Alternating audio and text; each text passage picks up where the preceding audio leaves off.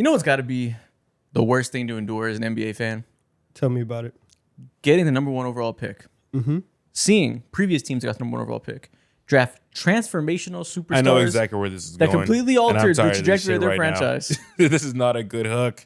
And Please. then you bring in. Had to immediately break the fourth wall. Yeah. And then you Seen bring it coming in from a mile away. French Gotcha. David Nwaba Ugh. into your franchise. All right, that's disrespectful. You know what I would call that? To David Nwaba. Zachary Richardson would never tear his ACL. You know what I would call that? What would you call it? A big ass regret. That's what I would call that. It's not his fault. It's not his fault. It's the regret of the Atlanta Hawks. And as you guys see by the title, we are going to pick every NBA team's biggest regret over the last year, ideally. Some of these, the teams are on a good stretch, have made nothing but good decisions. So we might move some back to like a year and a half, maybe 2 years max. But pretty much the biggest regret that currently haunts the last 12 to 18 months for this team. Okay. Let's do it. David Nwaba, you're going to hell. Cue the intro music. We're throwing it back. Whoa. That's crazy. He was bragging. I unmuted The cranium is crazy. Oh my God.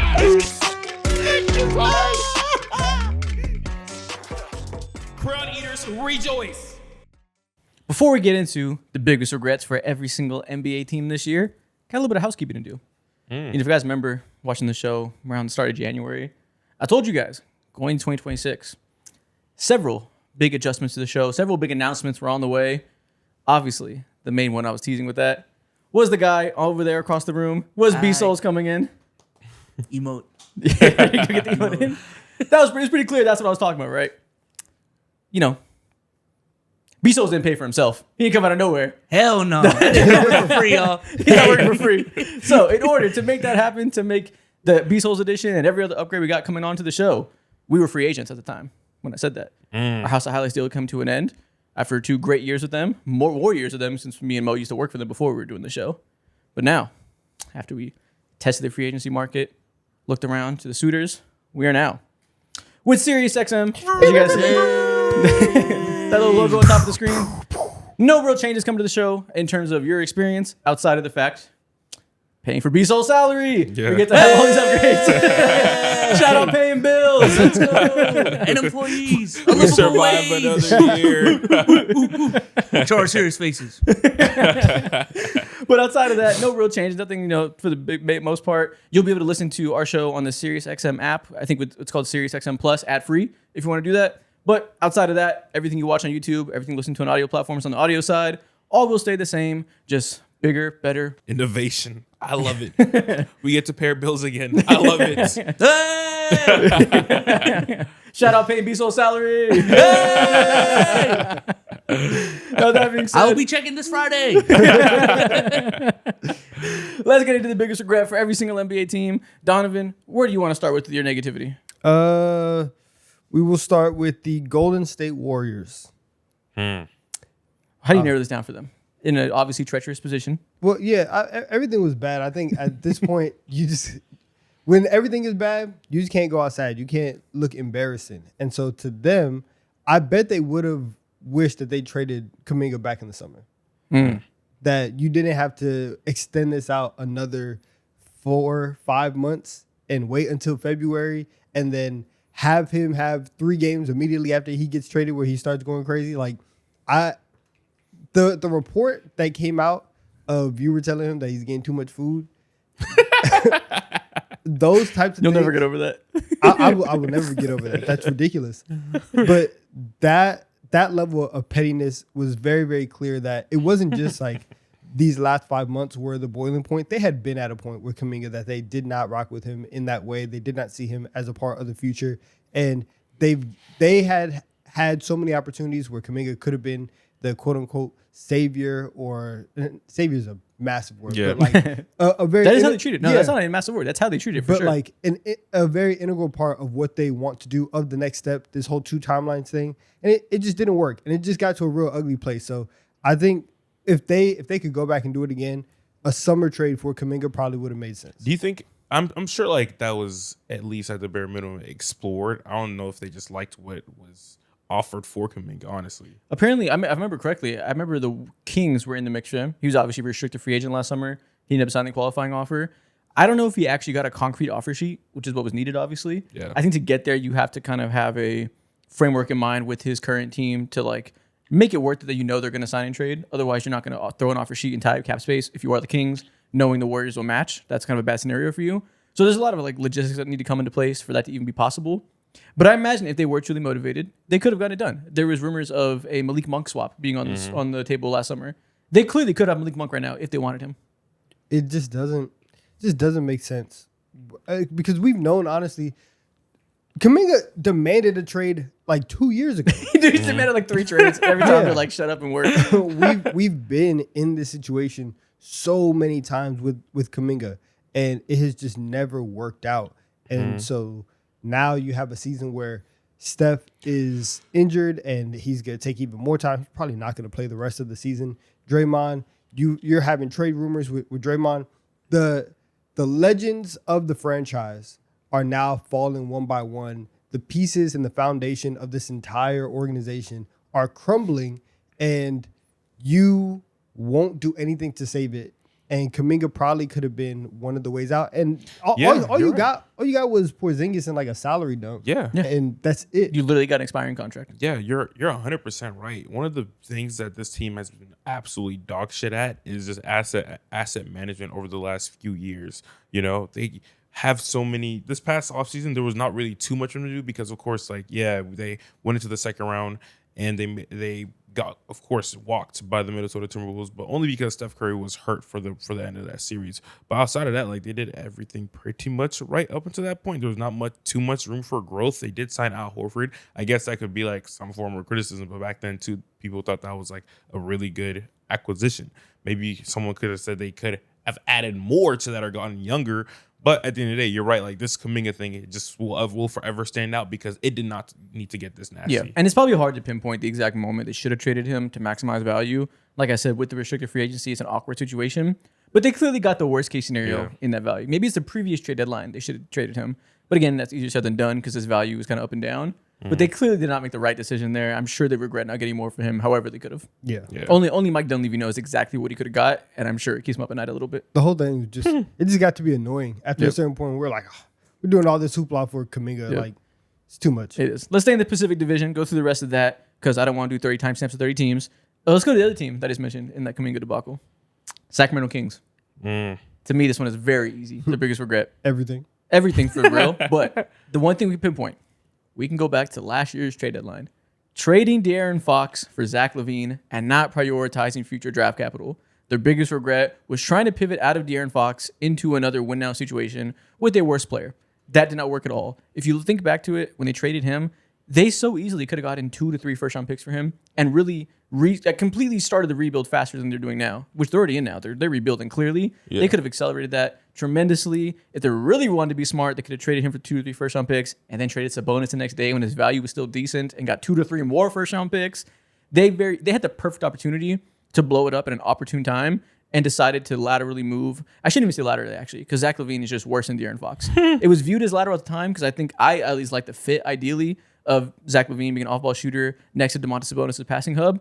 Did not work out at all, though. They clearly got tremendously worse. Yeah. I feel like, if I remember correctly, De'Aaron Fox specifically requested a trade specifically to the Spurs, and he wanted to be in Texas in general for some family stuff or whatever. So I think I view that as like them doing right by, God forbid, their franchise legend. You know? Yeah, well, they could have did right by him and still gotten a pick or young player trade. It was a 3-team deal. Zach LaVine wasn't a Spur. They ended up rerouting some of the options. I think the Bulls didn't get a first-round pick. I think nobody moved a first-round pick, which is hilarious malpractice. The Spurs ran off on everybody. But they should have forced the Spurs to move a pick, forced the third team to give them another pick, whatever the 3-team amalgamation of stuff ended up being. They clearly could have prioritized draft picks over Zach LaVine. That's nasty work, man. This franchise, man. I feel for them I feel for the fans in the sense of like they had one taste of success and competency in the Light the Beam season, and then ever since then they've been trying to chase that mid and chase that high. And I do get it though, because it's like, what's the alternative? Okay, now we're gonna rebuild and restart again. We just did that for 2 decades. Tough. Yeah. That's reality. Now what are you doing now? It's 12 months later, you're rebuilding. Unfortunate, but that was They weren't in a win option. There was no scenario there where they were going to be competent, and they probably should have seen that coming. Do you think so? So you think that the Fox trade was more of a regret than firing Mike Brown? Yes. I don't care that much Oh, on Mike Brown. 110%. I don't care that much on Mike Brown. I mean, Yeah. it clearly, like, they probably shouldn't have fired him, all things considered. Yeah. If we want to go back a little further and say we could have saved this Kings era, I don't want to save this Kings era. And they don't want to either anymore. They understand now. They're on the right track. They're trying to restart. They just are behind the 8 ball now. I'm assuming the Hallie trade is too far back, right? Yeah. That's gonna hang over them forever as one of the biggest Yeah, that regrets. was like but 3 years The ago. biggest regret. yeah, that's obvious. But for this era, they could have got much further than they are now in this rebuild. Who has next in the Pacific Division? I have a team here, and that is the Phoenix Suns.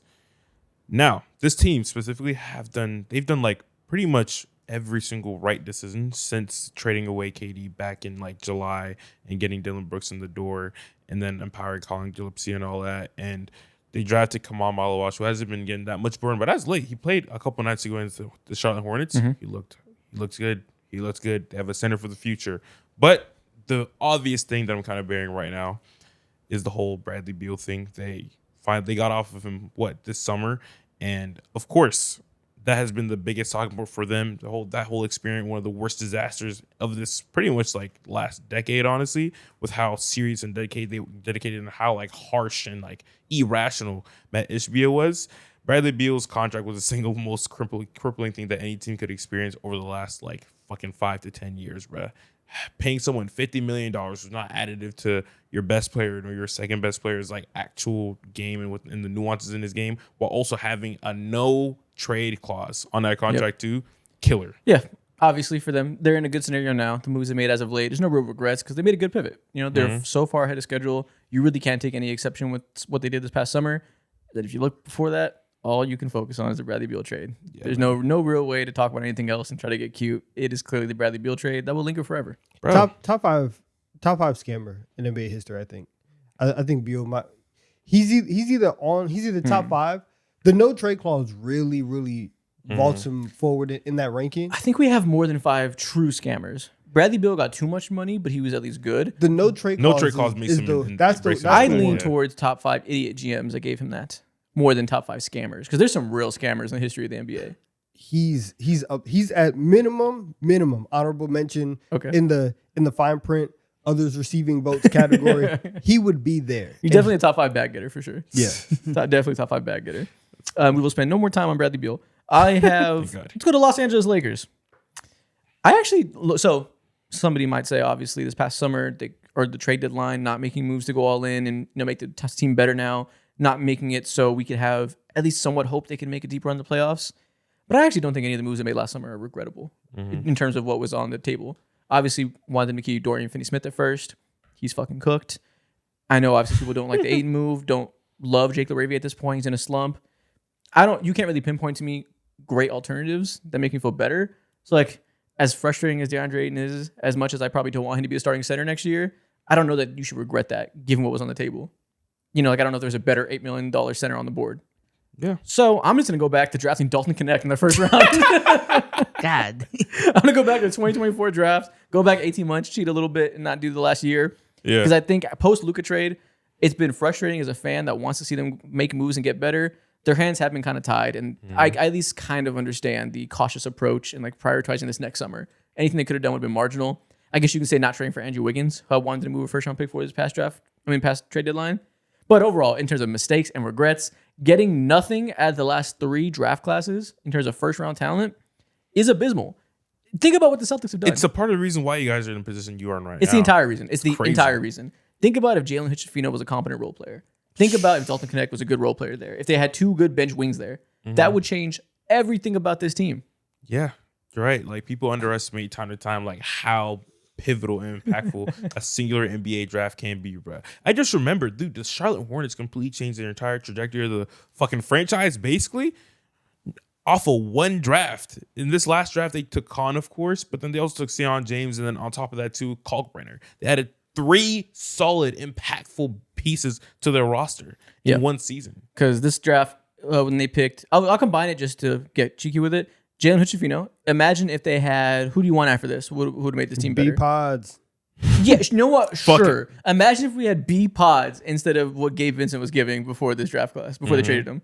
Imagine that as a backup guard. He could clearly fit next to the star players.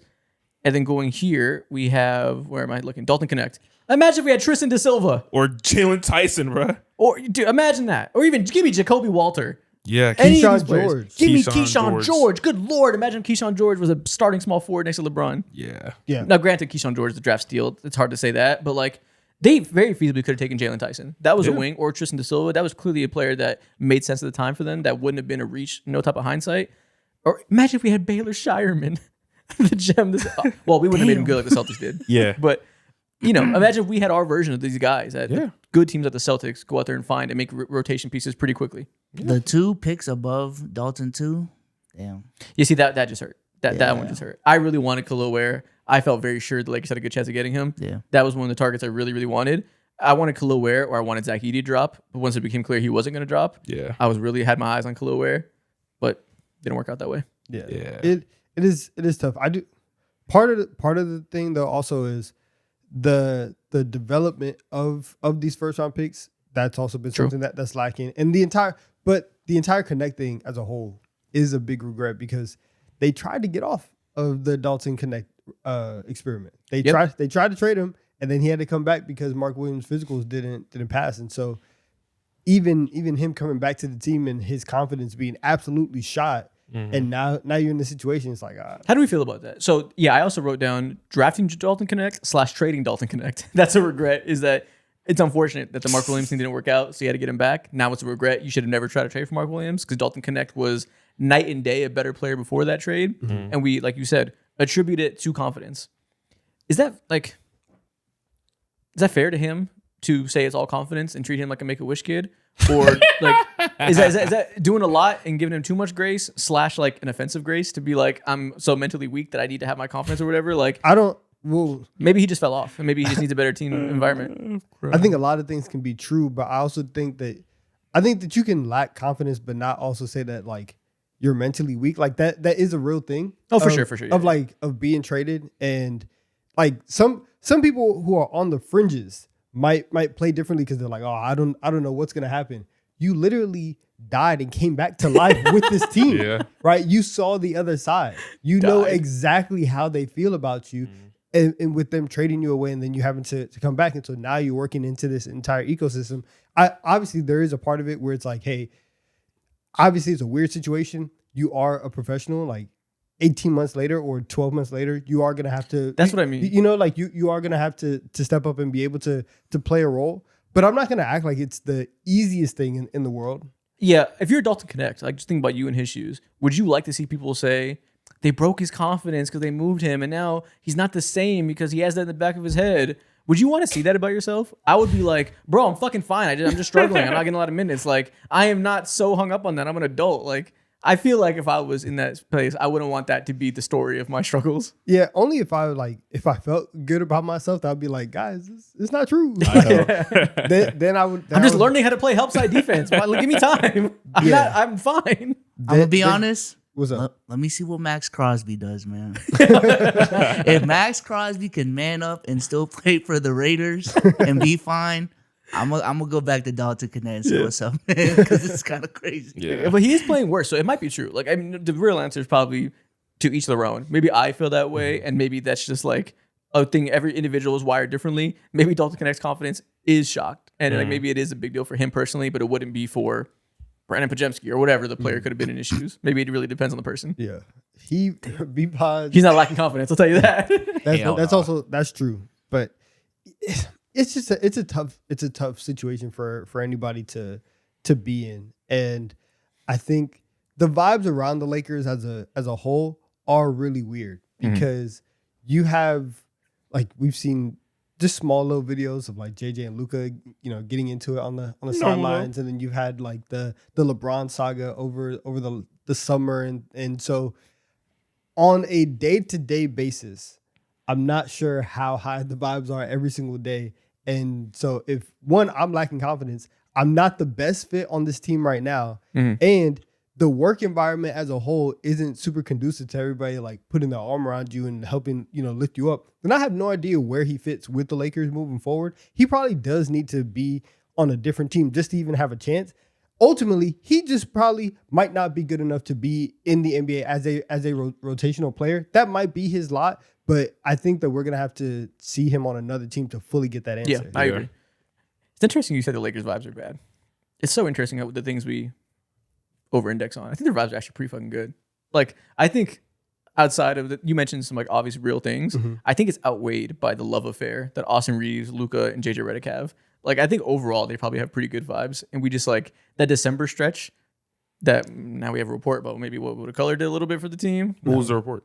Don't Luka worry stuff. about that. Yeah, which not whatever. Weird story has been reported on so thoroughly. Yeah. I think that probably is very meaningful there. Outside of that bad December stretch, which also Luka Doncic teams typically have midseason, they've kind of been like, all right.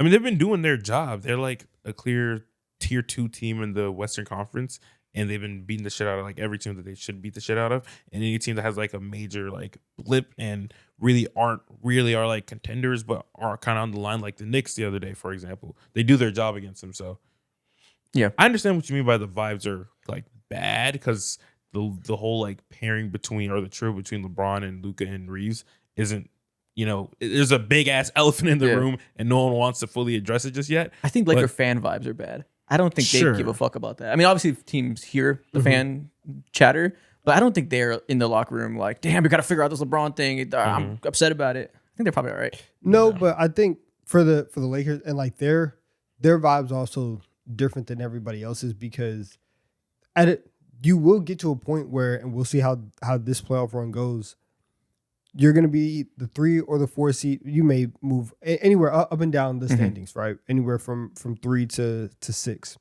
7 if things go bad. You got bounced in the first round in 5 games last year. It was not a successful playoff run, and now you're going to come back into this year where you've had a full season of a team that's built a little bit more, that's just slightly more built out than what it was last year.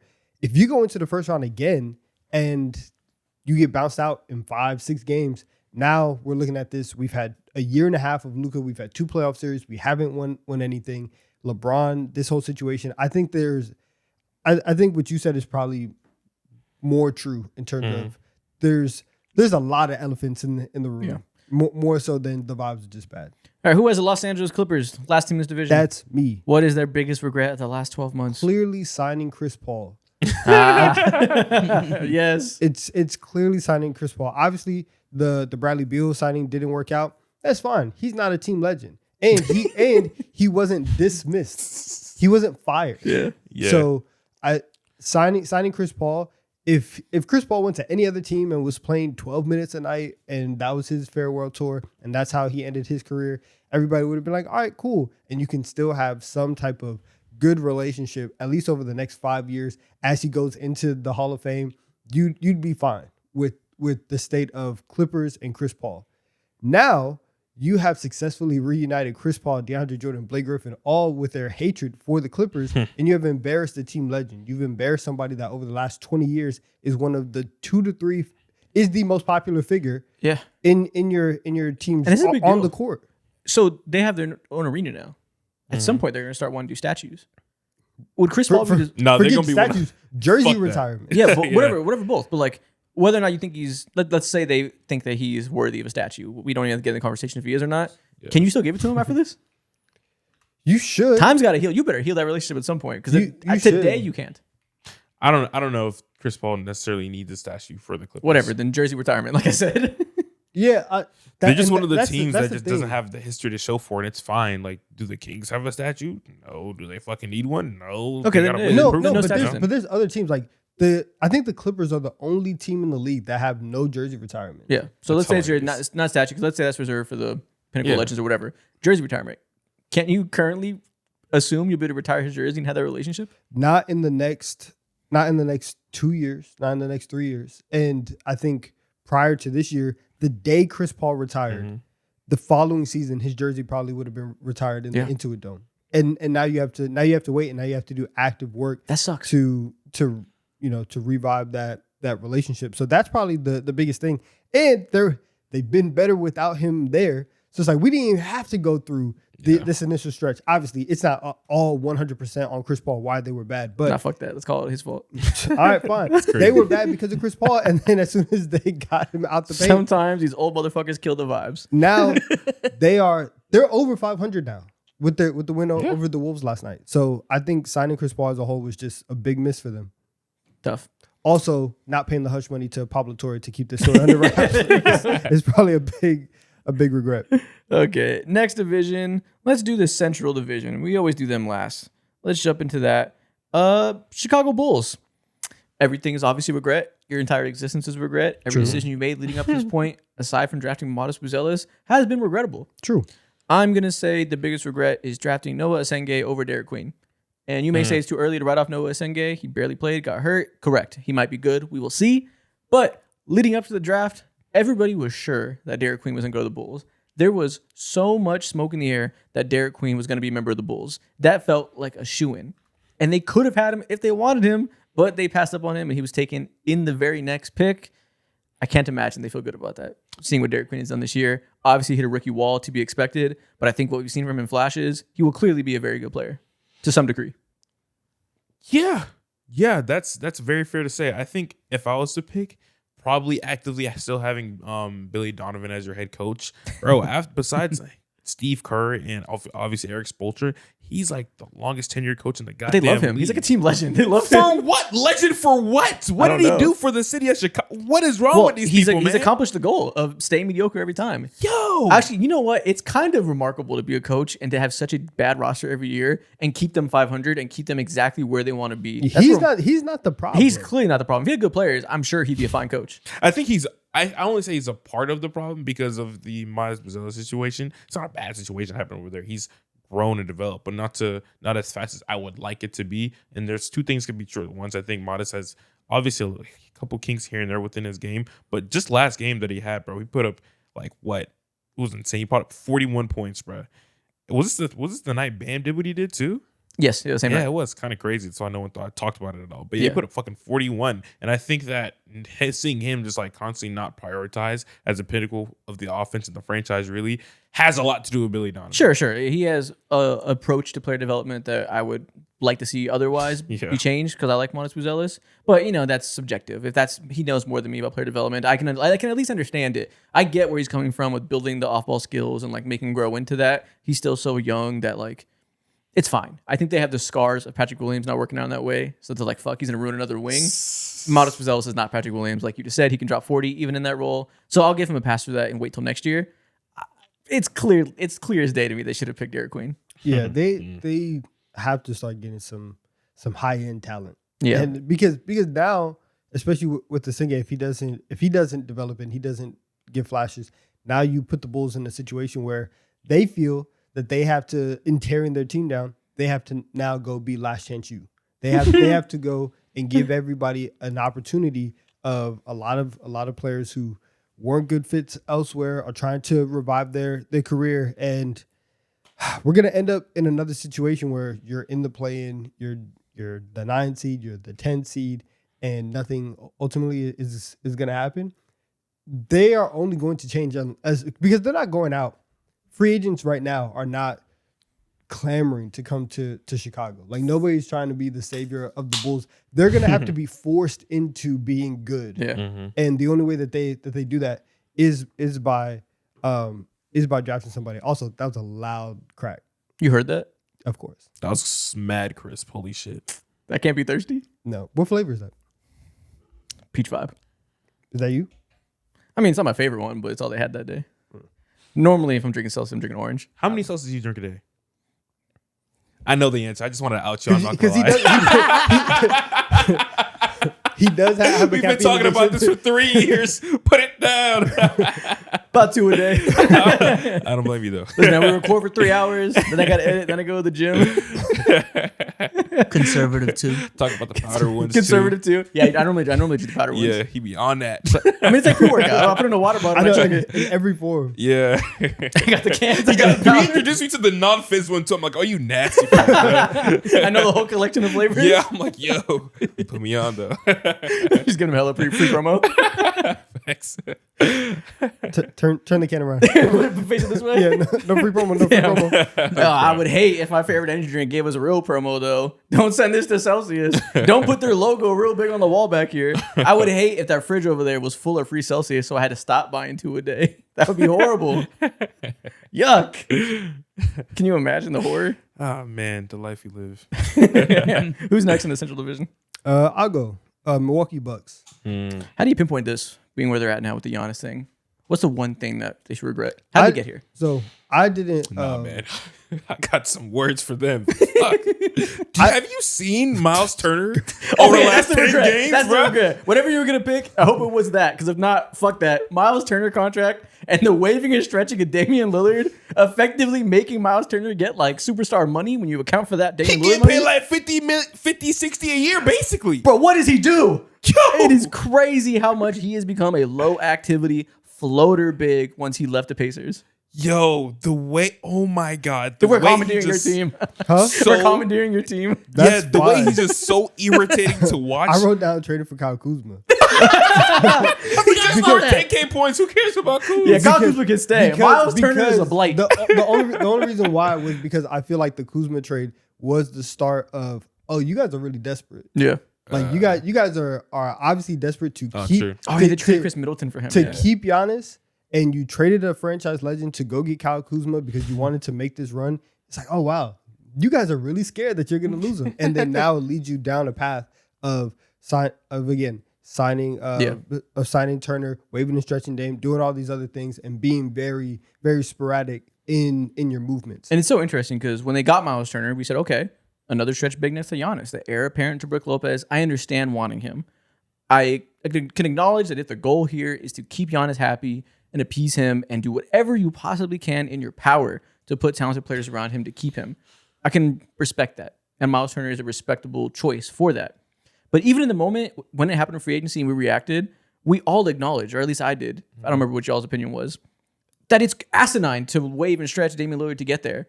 That while I understand it's a means to an end you have to do, it's crazy finances to have $20 million a year just sitting there knocked off the top of your cap. That's crazy and has such a downside if Miles Turner doesn't work out.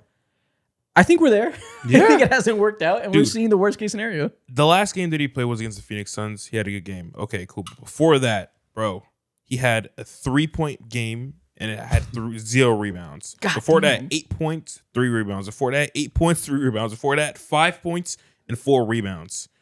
Shit What? changes real fast when Tyrese Halliburton isn't there to spoon feed you. Nothing What? makes me more upset than centers getting less than 5 rebounds a game. He's That's one. And the biggest thing with Miles Turner is, yes, we saw the vision because that's all it was. Yes, It yes. was just the vision. It was the We idea. like the idea of Miles Turner. However, when you get consistent Miles Turner minutes on the floor, then you get to the point of every single year, and you get to a point where you start realizing, oh, I understand why the Pacers had him in trade talks for 6 years in a row, because we're not getting everything that we are. And the one time that he put everything together, finally, with the best that Tyrese Halliburton has ever played in the playoffs and through the rest of that season, they get to the finals. But you are not getting best case scenario Miles Turner Yeah. every single time. And to be fair, And that's why we're not like in love with this right now. to be fair, Giannis has been hurt. I'm sure Miles Turner is clearly a player that needs to play next to a star. He needs to have like no burden on him. He needs to be a complimentary role player, like ideally 4th or 5th option that just No helps. burden. No burden is funny. That's what he needs though. Like, He has to have no he has responsibility. to have a soft life. anything for y'all to be He's the comfortable. only player we talk about like that, bro. We gotta make sure he's mad comfortable, mad reassured. But it's fact. Because if he has no responsibility and can be a guy that stretches the floor and plays defense and just like is comfortable not touching the ball and doing the little things, And play that's with important. Legos. What'd you say? Nothing. What'd you say? Say it again. Play with Legos. It's important to have that guy. Now, it's unfortunate to pay that guy effectively $40 million a year when that should be a league minimum type of role. But here we are. And maybe he'd look better. We wouldn't be so upset if Giannis was healthy all year and they were a respectable team. But you don't get the best case scenario. And if you're paying a guy $40 million, you would like for him to provide value with or without your best player. Who's next in Central Division before we insult Miles Turner more? I got the Detroit Pistons, and okay, the Pistons, they came out, surprised everyone. They're the number 1 seed by, at one point it was a wide margin. Now they're kind of slumping because of injuries to Asar, and then Cates, he missed the game as well. But overall, I think I feel pretty good about this team. But the one move that they made, really, it's not even a move, it's a non-move that they didn't make, which was like finding another shooter, finding another creator on ball to help out with Cade Cunningham. They decided to go pretty much like all in on Dennis Jenkins, and that forced them to move off of Jaden Ivey, who just didn't pan out in any right regard, which is fine. That happens all the time in the NBA.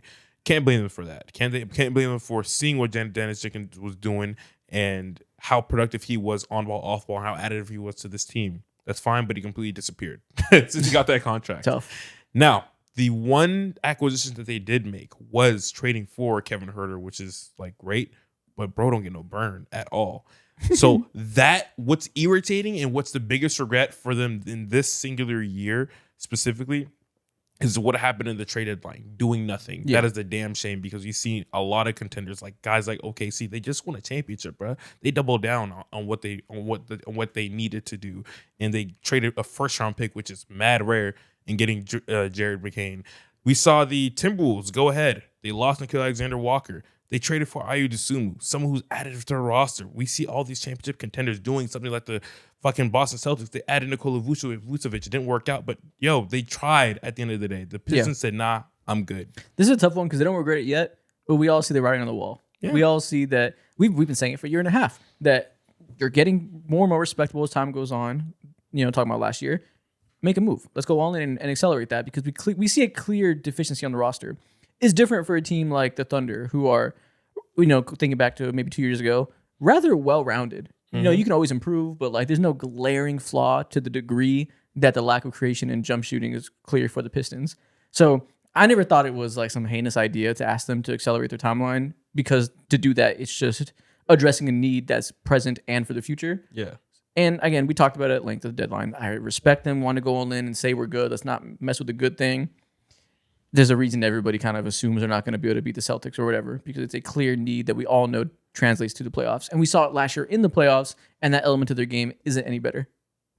They have to get to minimum the conference finals this year to be able to stand on the non-moves that they made. And they can't do that. They very much can. It's open. It's just you'd like to feel more confident in a young ascending 1 seed. You'd like to not have that hanging over your head. You'd like for them to have gotten their Alex Caruso and Hartenstein, so we can say exactly they're materially different from last year. They're going to be better. And that's what I'm specifically asking for. Yep. I don't need them to go out and trade for someone Lauri Markkanen. That would have been nice. That was mad popular. We talked about the Lauri Markkanen. We talked about them getting MPJ. We talked about them getting Trey Murphy. But what are like the minor moves of guys who can make like a major impact like that? And all they had for you was Kevin Huerter, Kevin Huerter's not a bad player, obviously, but it's just Kevin Huerter at the end of the day. Yeah. Oh, speaking of Kevin Huerter, it made me think about, who's been like incredible? Who? Luke Kennard.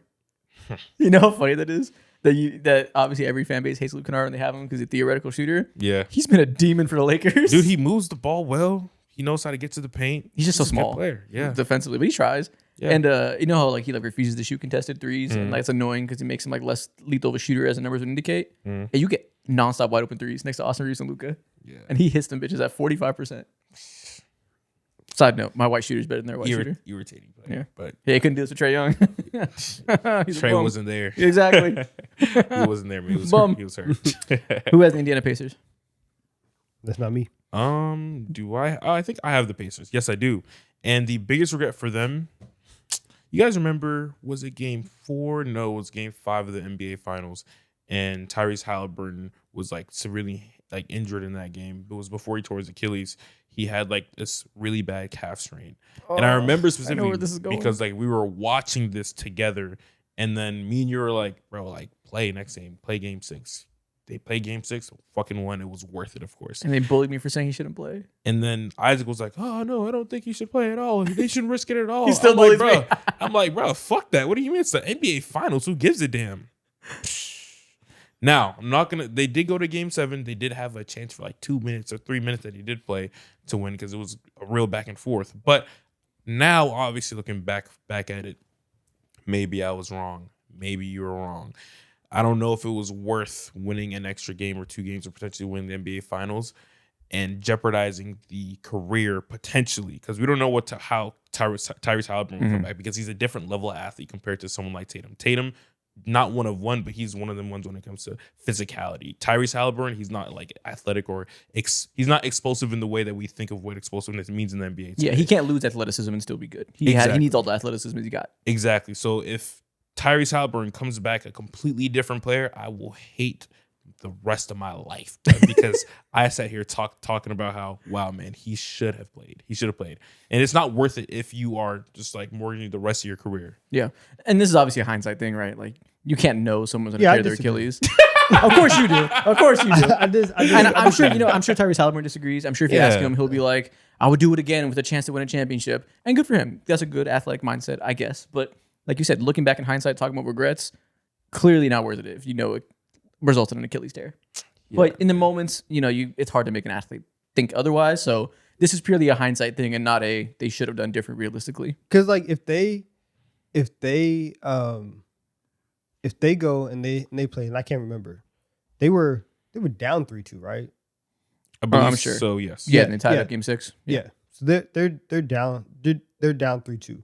If he doesn't play these last 2 games, or these like two and a half games, and they lose in 6, and he feels like he could have played, that probably also would have been a regret for Tyrese in that way for the rest of his life. That's a better regret to have, though. And the rest of that's of a his much career. better regret to have. You're right. Why? It would, because his Achilles would be intact and his career would be fine. That's a much better thing to live with. And sucks to say maybe I would have won if I was able to play through that injury and stay healthy. Unfortunate. That happens to people all the time. We don't look at Chris Paul, and I mean, we do talk about 2018 that maybe could have won a championship if not for his injury, but it's not something that haunts you in the same way an Achilles tear does. Mentally, I feel like. No, it would suck. You're right. It would suck You're for right. sure. It's not a good option. I'm not saying it's like sunshine and rainbows. He'll get over it. He'll never get over it. But his Achilles tendon would be intact, and that would be a better outcome for him long term. He would choose a slight regret if you gave him truth serum and had a rational non-athlete mind. He would choose a little regret over no Achilles tendon. Maybe, but like I also think like if you're like working your whole life to get to this point and like you want to win a championship, and we say all the time like don't get comfortable, especially in today's NBA. Do not get comfortable. Do not assume that you can get back to the finals, that you can make these runs, and especially with the run that they had being one of the most improbable runs of all time. I can definitely understand being like, I have to take every opportunity that I can. Yeah, for and sure. So like, for sure. And so like so that's what I'm saying. I think that the regret of not even trying, I think that might be a little bit worse than actually trying to do the thing, and like because obviously it's a risk, and we are speaking in hindsight, and he did tear his Achilles. There's another world where this ends up in the Aaron Gordon fashion, where Aaron Gordon played Game 7 with his hamstring off the bone, and they were like, "Yo, you really could like mess up your hamstring in the way that you're playing, like to hurt your career moving forward." And he ended up not re-injuring his hamstring. And there's a world where Tyrese Halliburton plays Game 7 and his Achilles does not tear. Sure, but do you hear that logic though? That like there's a world in which you take a horrible risk for your long-term health and you just get lucky. Like that's not exactly a good because precedent. Because I am 48 minutes away from the one goal that I've had for like my entire life. And no one's arguing that we don't understand the athlete perspective to want to play. Yeah. No one's saying that. Like you said, it's impossible for a coach realistically to sit him down and be like, you're not going to play. For everything you're outlining, he's not going for that. Realistically. Doesn't change the fact that looking back now, we should probably say that, okay, maybe you shouldn't have played. Yeah, at the end of the day, hindsight always wins. And for the Pacers, like specifically, like, you just got to protect your best asset. At that moment in time, they didn't. Especially because it wasn't a freak injury. It's a re-aggravation of an injury that we now have a pattern of calf strains leading to Achilles tendons. And maybe he's just a building block in helping us know that that's a pattern. And maybe he was a necessary, unfortunate event to happen for future teams to know not to do that. Because I guarantee if that happens again, after that moment, if Kate Cunningham gets to Game 5 of the finals and he has a severe calf strain, I highly doubt they're going to play him through that, knowing that could be a Tyrese Halliburton situation. It's wraps. I think from an organizational perspective, I definitely hear you. Yeah. But from a player perspective, I'm leaning towards Donovan's side of like, He's playing. And then that's what you're right. That's exactly what I mean. Is Yeah, that the yeah, Pacers should feel a little regret, but Tyrese is gonna Yeah. do that 10 times over because he's the player. Yeah. Yeah. Athlete mindset is not rational. Yeah. Cleveland Cavaliers. On one hand, you could say they should have traded Darius Garland earlier when he like pseudo requested a trade via Rich Paul a couple summers ago. Yeah. They were basically like, I don't think we can coexist with Donovan Mitchell. Get me out of here. And they were like, go to work. And then they had a 64-win season. So I guess I shouldn't say it's a big regret. They were in position last year that they very well could have been in the finals if health worked their way a little bit better. So I suppose it's not a regret that they gave it one more go. That go went well. So if we're not doing that, trading for DeAndre Hunter last year instead of a real wing defender, that should be a regret. They traded for him thinking he's a theoretical big wing that can check a Kawhi type of player. He cannot. He is a bad defender. They later on traded him for Keon Ellis and Dennis Schroeder, which ended up being a decent pivot, I guess. Last year's playoff chances would have been a lot better if they had a real defender at 6'9" and not DeAndre Hunter. Yeah, he's just 6'9" and buff. but the idea of him like this wing stopper, and even whenever they traded for him, the sentiment was, well, he's honestly not even like a great defender. Yeah. But he's big. Exactly. And he can be in the way. And so the Cavs knew, and everybody knew whenever they traded for DeAndre Hunter, that they weren't getting a lockdown wing. And that they weren't getting somebody who can swing the pendulum on either side in terms of being this crazy dead-eye three-point shooter or being this lockdown defender. And so you traded for somebody in the middle and you gave up some assets. And yeah, you probably shouldn't have did that. Yeah, and it's only 3 second-round picks. It's not like they mortgaged their future, but that was the one move they couldn't make at the time. And offensively, there was some benefits to it. It wasn't like it was 100% zero, but looking back in terms of regrets, they'd have been better off with a less talented player that was just better defensively. Yeah, I agree. I think if I was to pick for them though, I probably would have like led to them, not this, because DeAndre Hunter was in the running for 6th man of the year. He was shooting outrageous from three. It was one of them hot years, and this year he's traded for a reason again. He's on the Kings for a reason, But I think if I would probably lead towards them pivoting away from some like Ty Jerome, or not even like trying to get Ty Jerome. It was made out that he was going to get like a massive bag. He didn't because of the playoff performance that he had. He's got like a $28 million contract over like 3 years or something like that, which is like $9 million a year, something like that. And I think that move right there, I'll probably think about a little bit more long term, because the DeAndre Hunter thing is just more swing and miss. You could have had Ty Jerome on your roster. Not really. Ty They were a Jerome's second apron team. That is true. They would have were had a to dump second people. apron They would team. have dump people to keep Ty Jerome. It's at least understandable that they couldn't afford him. Which low key, I if guess. you know that Darius Garland once again was hurt in the playoffs, and you know that you do need a steady backup guard, That might be a little bit too much. Though. maybe You'd have to make a lot happen. Maybe. Yeah, I know your point. We've gone through a lot of it feels like every single version of this team has had a different version of a three. We're trying to make the perfect lineup. Forget it. Just put somebody in the jersey at the three. I know that one of my best players, one of my best creators, is not always going to be here. You should probably have somebody who has the ability to do that. So I think if you were trying to, and like they also kind of admitted that that's why they went out and got Lonzo, because they thought that he could bring a little bit more of that playmaking. And that's what it is too. Another great. And yeah, getting Lonzo. that just 100% didn't work out. Yeah. I find that to be more of just a miss. That's unfortunate. I think they had to lose Ty Jerome, and they didn't have a lot of good options. Yeah, non-Lonzo was a better option in terms of finding a better replacement, but I don't think they really could have kept Ty Jerome without making like major concessions to their lineup. Yeah, and moving heaven and earth for Ty Jerome just sounds like nasty work. Yeah, and Nasty it turns process. out that probably would have been like helpful because they definitely needed that, but so be it. That's a super hindsight thing to me. I forget. Lonzo got traded to the Utah Jazz and they cut him immediately. That's so crazy. Are we ever going to see him like play again? Probably not. Unfortunate. Damn. Atlantic Division. Boston Celtics. I have basically nothing in terms of regrets. I don't know what you could possibly regret for this team. They won a championship, came back the next year, were very good. Injuries and, underperformance in the specific playoff series, they didn't win. They immediately pivot in a smart way, get rid of their big contracts, do a reloading phase, selling off on your starters at the perfect time, and then have since developed like 4 new young rotation players to replace them. It's kind of fucking sunshine and rainbows for the Celtics right now. Not everything's a regret for every team. Beast, is there anything small you can nitpick that you feel like is a regret? Yeah, I don't think it's a regret just yet. And I was high on the trade when it happened. But the Vucevic-Simons trade, I feel like with how Simons was playing with us like the month or 2 before the trade, he was playing really well. Also, Vucevic is already out for a month. And also with the way he's been playing, a lot of Celtics fans feel as if like Luke Garza could do just what Vucevic already does. So it's like we could have kept Luke. Luke Garza was already on the team. Anthony Simons was doing just fine. You know, we'll see in the playoffs. That's the only nitpick I really have. Yeah, surprise, surprise. Vucevic doesn't feel like a great addition. When the trade happened, we were like, or at least I was like, I think Vucevic sucks, but I also trust Brad Stevens implicitly, so I guess I'll give him a chance.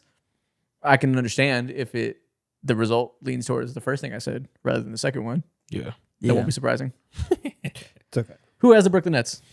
I got the Brooklyn Nets, and my number one regret for them is keeping someone like Michael Porter Jr. And also, you could loop in like Claxton into this as well. Claxton should have been traded like for the longest time Should've been a because Laker. players like him, in general, they're so valuable, but they're not that valuable when you have nothing going on in your team, no like main creators or anything like that at all. And MPJ valuable as well, but when it comes to just building your organization and all that, and like actually making progress for as a team, he's just not that for you just yet. And they could have got back a massive bag for him. Maybe the market just wasn't robust for him. We don't know that because we're not in front offices. But I feel like at the end of the day, I would feel good having a pick, maybe two second round picks better. Feel better with having that than having MPJ on the team, just, you know, getting up shots, vibing out there. Should have sold the veterans potentially, and shouldn't have drafted Ben Seraph when you drafted like 2.5 other point guards. Honestly, that probably was a better pick because they have they picked. We watched them pick like 4 or 5 guards in the NBA draft. I think bro. Igor Demon is going to be a cool playmaking wing that can shoot the ball. He'll probably be a good player. That's going to be at least, you know, a productive player to take in. I think Nolan Trayor is probably going to be much more productive than Ben Seraph. Yeah. Shout out Danny Wolf. Obviously, it's hard to make it with that player archetype, but if he's good and can hold up defensively, skilled player, you can sort of understand all of them. Then you get to Ben Seraph, and you're like, wow, that makes no sense. That makes me feel so much worse about the whole draft class. Ridiculous pick. Yeah. New York Knicks. That's me. Firing Tibbs and not having a plan in place. The process was bad. The process was bad. Their plan, I was up here saying you have to fire Tibbs. Like during that playoff run, during the Eastern Conference Finals, I understood it. That's not the issue. Their plan as soon as they fired Tibbs was, let's go ask teams with head coaches already. We're not going to ask people who have been looking for jobs. They asked 5 teams for permission to interview their head coaches. Yes, Jason Kidd. That's so dumb. They went out and were like, okay, who has a contract? Yes, I will ask you. And then they got denied 5 times. Mike Brown literally was like the 7th option.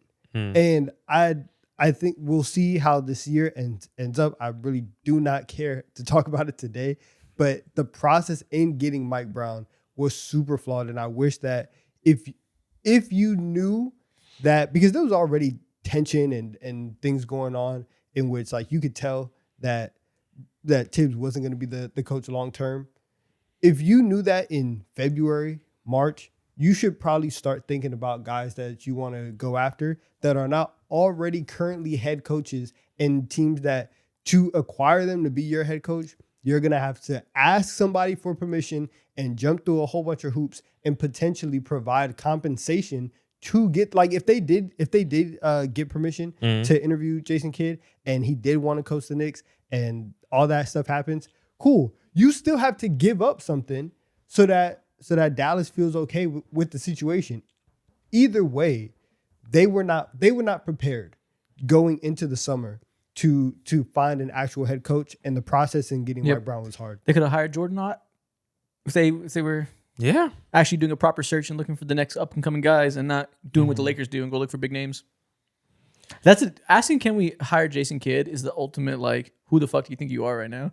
Like, who the fuck did you wake up thinking you are? Thinking you can go poach a coach just because? That's a different level of like delusion. I know, it's arrogance. What the hell? Philadelphia 76ers. That's also me. What should they regret right now? Right now, it's very clear trading Jerry McCain. Oh, okay. Yeah, immediate regret. Absolutely. You're right. Immediate. Regretted it 10 minutes later. But they sold high. Yeah, great. Genius move, Daryl Morey. Yeah, right now, they're 35-30. They're in the 8th seed right now. Tyrese Maxey is hurt. Joel Embiid is in and out always. Yep. I saw a conversation about Daryl Morey. He's amazing at drafting right now. he's been pretty dog shit at all the other elements of being a GM outside of drafting, handling free agents, trades, obviously the personnel relationship side after the James Harden stuff. Didn't Like, he admit to using ChatGPT to like help him make his decisions? Was that him? I don't remember what you're referencing, but probably.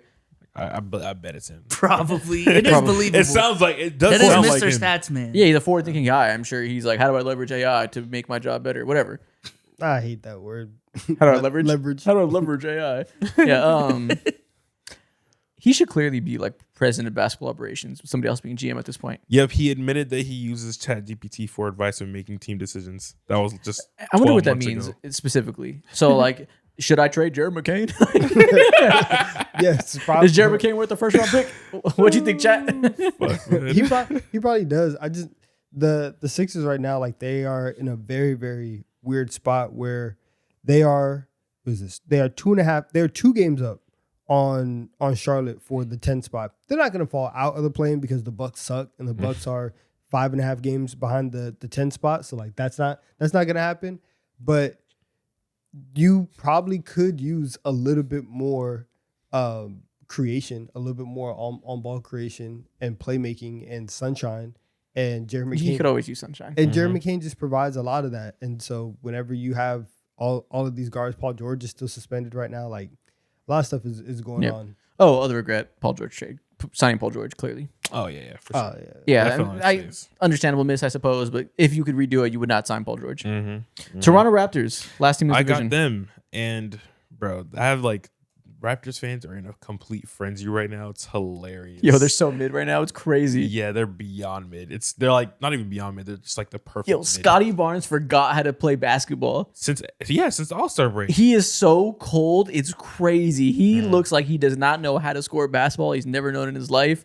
And Brandon Ingram is like minus 1,000 in the last 17 games. Minus 1,000. They're losing every minute he plays by a wide margin. All the rest of Yeah. their starters are in the positive. Brandon Ingram's minus 6,000. Yeah, we know what type of player he is, man. Brandon Ingram just feels like he's Gen Z DeMar DeRozan. He do a little bit of like he could shoot. of Disrespectful course. to Prime DeMar. But to your point, yes. Ooh, man. They're just going through a rough stretch where you're getting the DeMar DeRozan era of Ingram, Yeah. where you're getting the weaknesses are hiding the strengths instead of vice versa.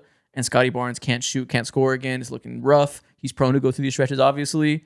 You're getting the worst case scenario right now. Jakob Poeltl is back. He sucks. You're getting the worst case scenario right now. Yeah, there's like so many directions to point to, but then also just like, bro, it's almost too many directions. What's the obvious one? Okay, Jakob Poeltl probably shouldn't have gotten that contract. That would have helped him not bleed so badly into the situation. Yeah. And they could have been able to like That's the pivot a little 7th bit best more. Oh, no. in the Actually, I think league. we can go a little bigger picture. Yes, they shouldn't have signed Jakob Poeltl that contract. They shouldn't have traded Siakam and OG Anunoby and not rebuilded. They should have taken their time a little more. They should have did a more proper rebuild. It netted out a decent product. We're judging them at their worst. Teams go through slumps all the time. They'll probably bounce back at some point towards the end of the season. So it's That's a not good the biggest point. deal. Yeah, I'm starting to notice that when it comes to like what makes teams mid, sometimes they forcibly become mid and they just try too hard. And of course, I think there's value to like being a good, decent basketball team and winning games. But I think there's way more value at the end of the day when it comes to doing things the right way and letting players fall into your hands rather than forcing your way out of being just ass. Yep. If you remember, they started rebuilding and immediately traded for Jakob Poeltl. And it was Yeah. like, I mean, he's good, but like, what the fuck? Like, why are you, what the hell? What are you doing right now? And then they extended him. It wasn't terrible in the moment, but now he's kind of washed, dealing with the injuries. Same thing with the Ingram trade. I like the fit with making Scotty Barnes better, but why are you in a position right now to trade for and extend Brandon Ingram? I don't know, but maybe it'll work out. At times it does. But overall, the process has led to every decision they make having a little bit of strange, I had to sell myself on this and hope it works out. Yeah. Yeah. I would like to be just moved by a move that Raptors do and not have to convince myself they're smart. You won't be. Probably not. And that's their lot in life. Next division, Southwest Division. I have the Memphis Grizzlies.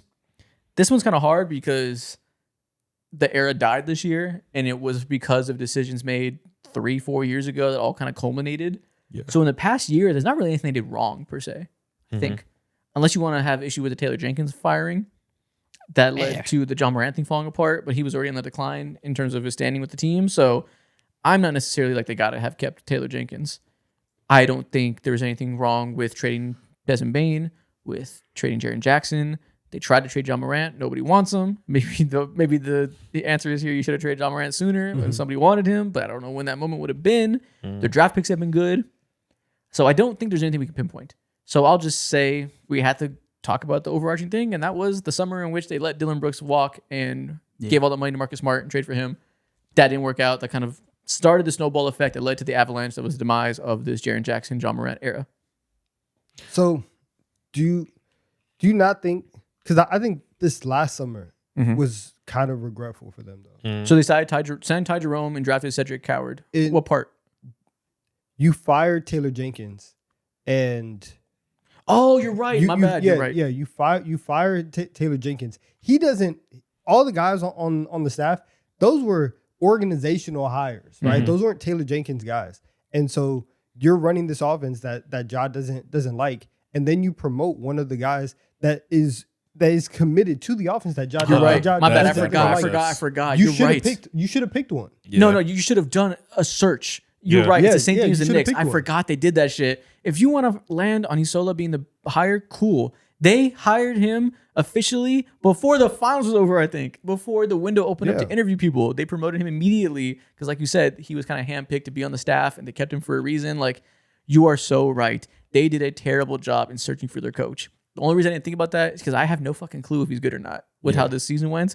I don't know if I should blame him for this or not. I very well might. We might look up a year from now and say that they picked the wrong guy and that even post-Ja, he sucks. Can't say yet, but the idea of not even looking out there and trying to see who's out there, see if I like Jordan Ott, see if I like other ex-coach that's available, that was fucking crazy. Yeah, and you do that basically because you're trying to get Ja Morant back on board, and now we have another season. We're gonna go into the offseason having the same exact questions that we did whenever we fired Taylor Jenkins, which is one: do we still want Ja to be our franchise player? And if so, can he work with this specific coach? And does this work? And you have no idea. You have taken no steps forward in that sense. That was a misstep by the Grizzlies. Yeah, for sure. Yeah. Dallas Yeah, Mavericks. I agree. That's me. I wrote down, well, I think we gotta all know like Perhaps what's the Yeah. Elephants? yeah. I think we all Address know me. Okay, so besides, what the mistake was. let's say I, besides trading okay. Luka Doncic, to just say, not say the obvious. I What's would- their other mistake? I would say signing D'Lo. It's a bad signing. They lost nothing, but they Signing just brought a D'Lo. guy in the locker room who can't play. Why would you bring him on? Because I do think that it is wild, and maybe it's more just unfortunate than regret. And it's not like you messed up and that's why it's regretful. It's just it didn't work out, and it's so crazy that this team at every turn this season needs a point guard, and like they signed D'Angelo Russell because you thought that he could just be a regular NBA professional point guard, Yeah. and he couldn't do it. And that would have been helpful. You definitely needed that to hit because I was kind of hopeful on them being competent with Anthony Davis being healthy, of course, because I was like, okay, maybe D'Lo will give them average starter minutes or average offensive starter minutes, I should say. He did not.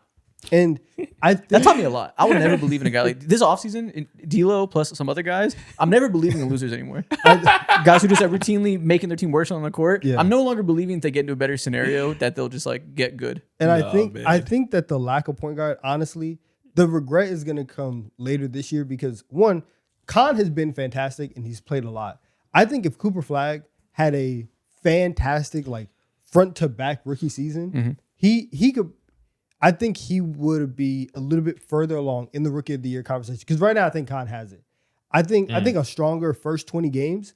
If the vote probably would have went to Cooper, but he struggled so much because they were playing him at point guard anyways, and so you got there's a slight world where you like, did we just call Cooper Flagg rookie of the year?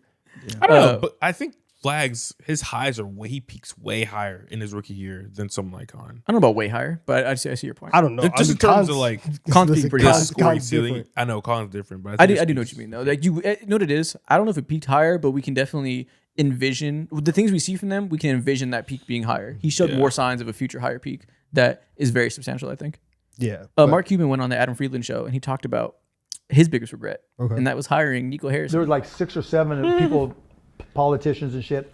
And we were having a beer, and I got a text from our general manager, and he's like, "Hey, give me a Nico. call." Nico, yeah. Yeah. And You hired him. I hired him. Do you regret it? Yeah, in hindsight now, Yeah. it was a mistake, but whatever. But yeah, he was like, "Mark, call me," or and there was like 6. That's hilarious, bro. Because it's like really, if we're being honest here, outside of a few things, which is like the whole, I don't know if Nico was there for the Jalen Brunson thing, But for the Luka thing, outside of that, he's been like a fine GM, bro. He made every Outside of single right burning move. down the building, killing my family, and blowing up the city He was with a good guy. outside of dropping a nuclear warhead on everybody I know and love, he was sick. So good. He was so good at doing the ancillary things, man. Outside of vehicular homicide, he's an awesome guy to hang with. He also traded Jalen Brunson. You don't think that was a problem when he traded Jalen Brunson?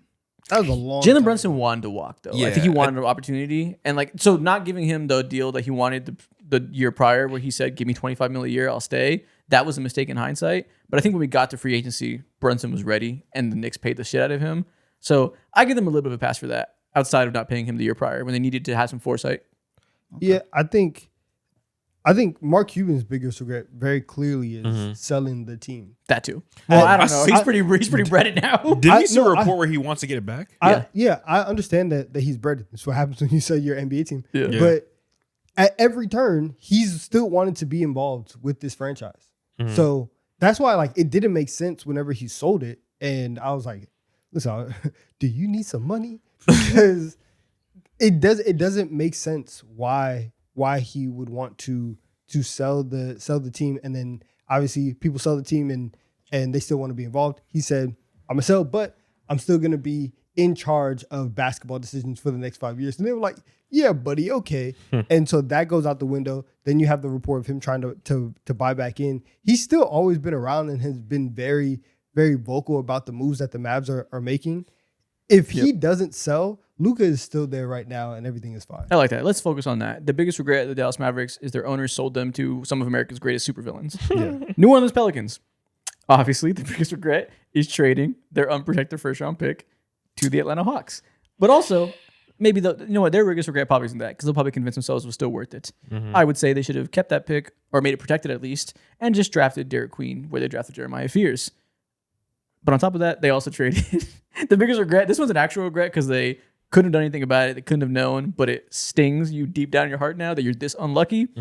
Trading the Pacers their pick back right before Tyrese Haliburton tears his Achilles. Yeah. That's the biggest regret anybody should have. We should focus on that way more because that is pure misfortune. That's the one where like that happened, Exactly. and I was like, time travel's real. Exactly. I know that there's another universe right now. Because what do you mean you traded back for your own pick days before he tears his Achilles? And then that's when I knew the state of Indiana is blessed. That shit was Somebody's crazy, looking man. down upon them and giving them favor in this life. Wait, so you're telling me there's a world that they have the Pacers pick and their own pick? Yes, a very Yes. plausible world. And they have Derek Queen still. That They just shit is lose Jeremiah crazy. Fears, which Jeremiah Fears might prove to be a very good player. He might prove to be elite one day. I don't know yet. I don't have a good feel for it. I'd probably rather have that other option I just outlined. Imagine if they had 2 top 4 picks this year. Ooh, shit. No, Stephen A. Now let me chill. Houston crying, Rockets. That is me. What did you do this? Because they didn't really do anything wrong. We all liked their moves. Signing Fred VanVleet got DFS. hurt. What did you say? Signing DFS. Oh, okay, sure. Yeah, that's the one where it just 100% has not worked out. Waste of at money. all. Could have been another point guard. Probably. And you went all in on it, and for good reason. I think they really, really wanted to lean in on the size and physicality and offensive rebounding. And they said, anybody who is 6'7", 6'8", 6'9", you will come play for us. And DFS had a very good year with the Lakers last year. Was very competent. Could defend everywhere. Could knock down threes. All of this stuff, and he just hasn't been able to do that with the Rockets. And so, That knee's cooked. yeah, I'm not going to sit up here and say right now that trading for Kevin Durant was a mistake. You do that basically every time, especially when the upgrade is from Jalen Green to Kevin Durant. You do that all the time. And Dylan Brooks. But yeah.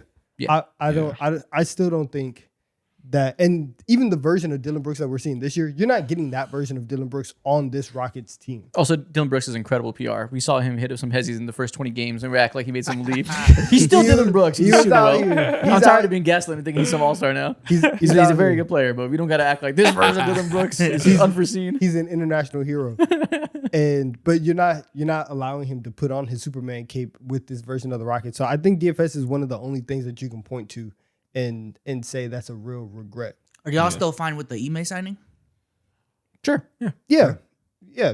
he's a I know he's been getting critiqued more Yeah. like lately. Yeah, he doesn't have the roster he wants. He clearly does not want to be coaching Alper and Şengün, and he wants to have a traditional center. Yeah. And like that bleeds through everything they do. Is that he's having to make do with a star that doesn't fit his style of play that he desires. Yeah. That's just going to be a thing forever, I guess. But he's a good coach. Maybe you would have wanted, looking back, a coach that is equal caliber but fits their players they have a little better. Yeah. That's asking for a lot to nail that exactly. And even then, like, I think he's I still think he's a good coach, and he's like middle of the pack, slightly above average coach. But I think this season specifically is showing how he has limitations. And if you're a coach at the end of the day, bro, like you're given recipe, and you're supposed to like cook with it. he's a bit of a stubborn aura merchant. Exactly. You know, he only does things in one specific way, and I think if you only are able to like be good in one specific way, how good are you really? You know? Yeah. A lot of coaches, most coaches, I think, are capable of being successful in one way. The good ones know how to pivot in certain times. Yeah. If you get the opportunity to be an NBA coach, aside from like former player gets an opportunity for whatever reason, most of the time there's a world in which you can be a good coach. Like we've seen bad coaches have good seasons, and then we later on learn they're terrible. Like Nick Nurse is really coasting off of 2019 and the years of the Raptors. He was really good with that specific caliber of team. Sixers fans don't feel like he's a great coach now. He's not horrible, but he's not like elite like he seemed in 2018, 2019. So Tough. situation and fit is everything for coaches. Yeah. Yeah, I agree. The last team in this division, I believe, is the San Antonio Spurs. You'd be correct. I have them. It's so hard to think about pinpoint something with them because they've made the right decision for the last few years. This past offseason, they didn't do too much. They didn't have to do too much. They just had to go ahead and select Dylan Harper. They're on the cusp of winning like 50 games, or maybe they already won 50 games so far this year. No one saw that coming. Them being the number 2 seed in the West this year, they're like ahead of schedule. They're actual contenders now.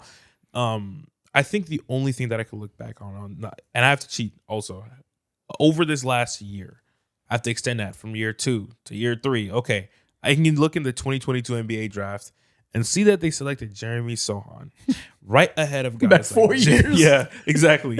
Goddamn. Exactly. They've been making the right decision every single time, you know. Yeah. I try to go ahead and pick at him to see, oh man, like you decided to roll into the offseason with someone like Harrison Barnes, and he don't even start with you anymore. Bruh.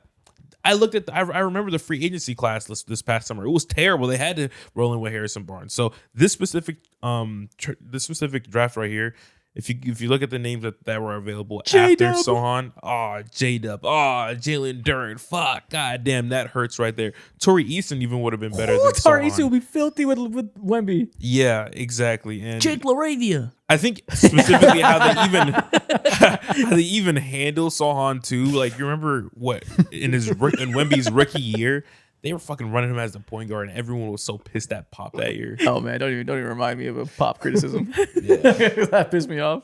But yeah, I guess we gotta That's the go only back thing, to there. Yeah, they've been pretty spotless. Yeah. Next division, let's move over to Southeast Division. Seemingly the one that we always pay the least attention to in these episodes. Let's do the Orlando Magic. They've had a disappointing season, obviously. I don't really know what exact one thing they should regret is. They traded for Desmond Bane. It's a good move. It worked out. Like, he's good. They gave him a little too much, but like, so be it. Their draft picks have been pretty good. I'm going to go back to them giving Jonathan Isaac a 5-year deal in 2024. Is that still active? Wait, Dude, it like barely started. they gave him a 5-year deal. They gave him a 5-year contract Oh, he extension. said 24. Yeah. Ooh. They gave him a 5-year contract extension. for how much? It's not a lot. It's like $12 to $15 million a year. But like, they don't need Jonathan Isaac on their team. Jonathan Isaac can't play big minutes. They don't need to have him on their roster for that long. It's like the Jared Vanderbilt thing where they give him so many years at not super significant money, but in the age of the second apron, every money is significant. You can't have slots just dead like that. That was a mistake. But I think we should talk about Paolo Banchero a little bit right now because the regrets aren't really there. Paolo Banchero is moving me.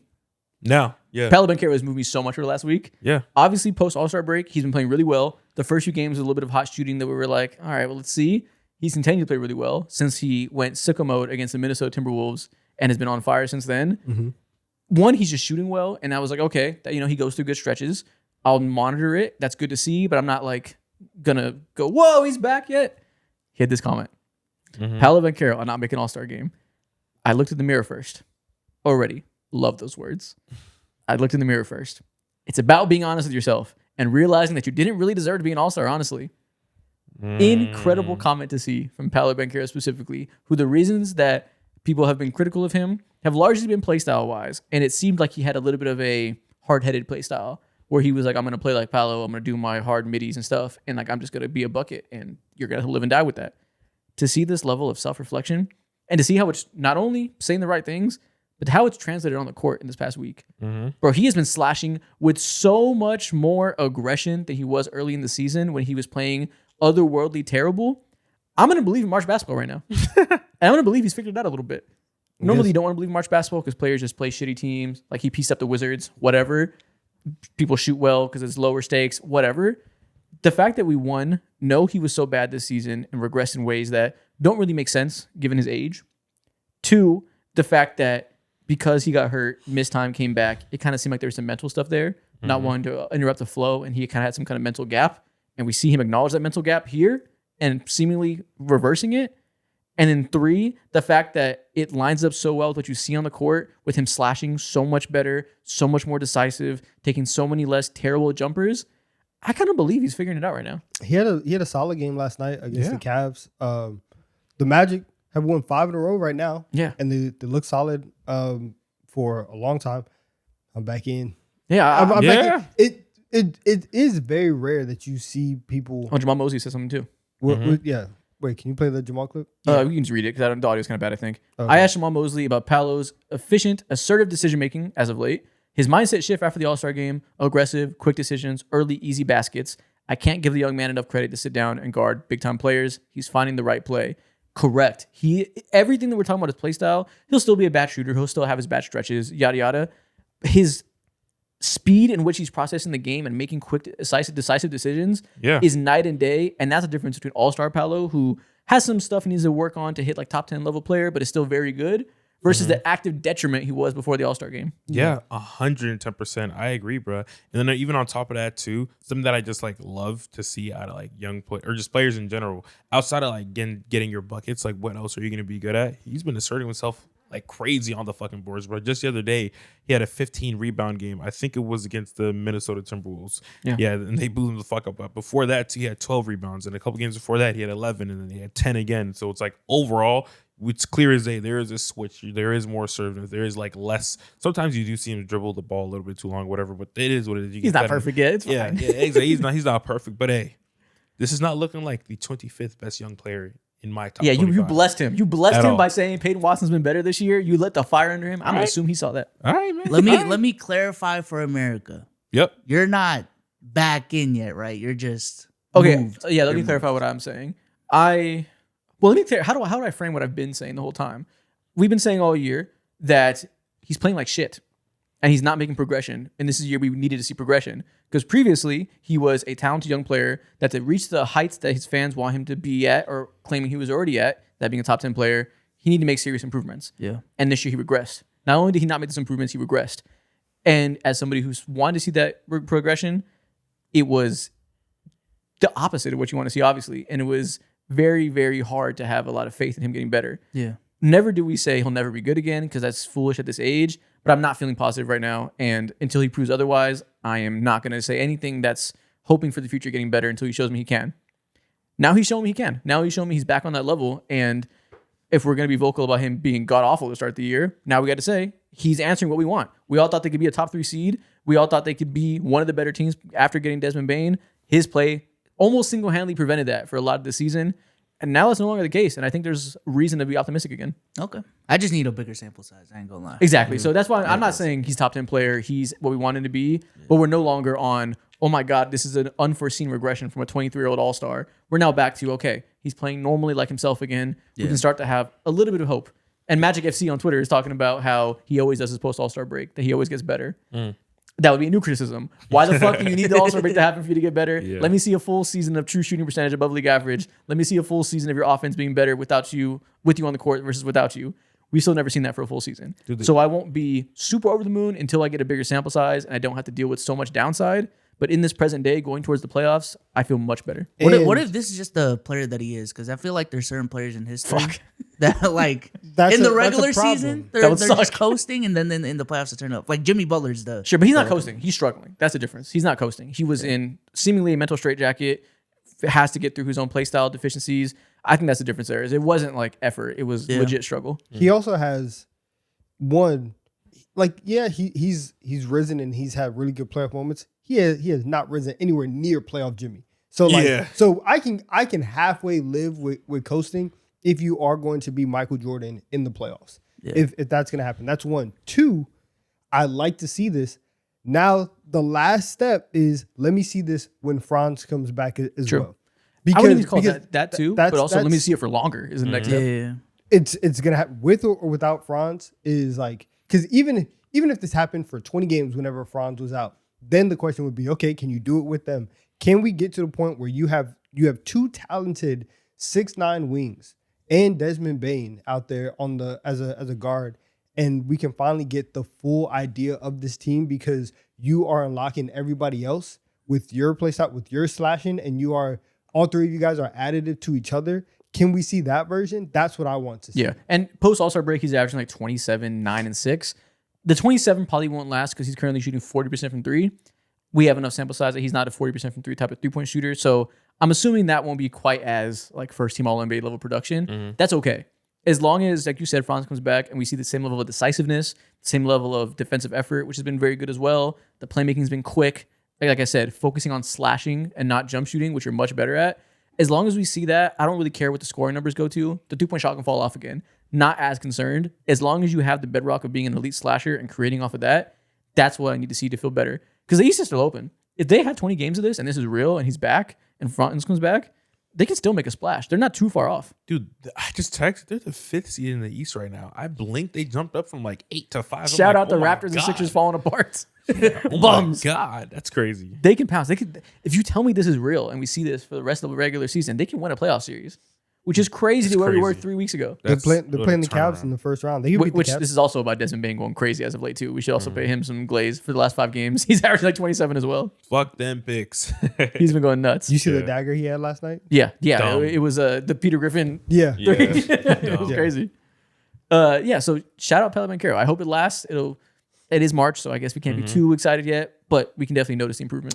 My next 2 teams in this division happen to be the Atlanta Hawks and the Washington Wizards.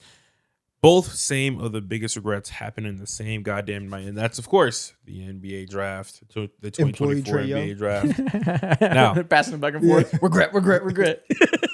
Trae Young thing is interesting. We're on a 7-game win streak. We haven't had that type of win streak in like a long time. Yeah, I didn't even know that. You've been streaking, bro. Good for them.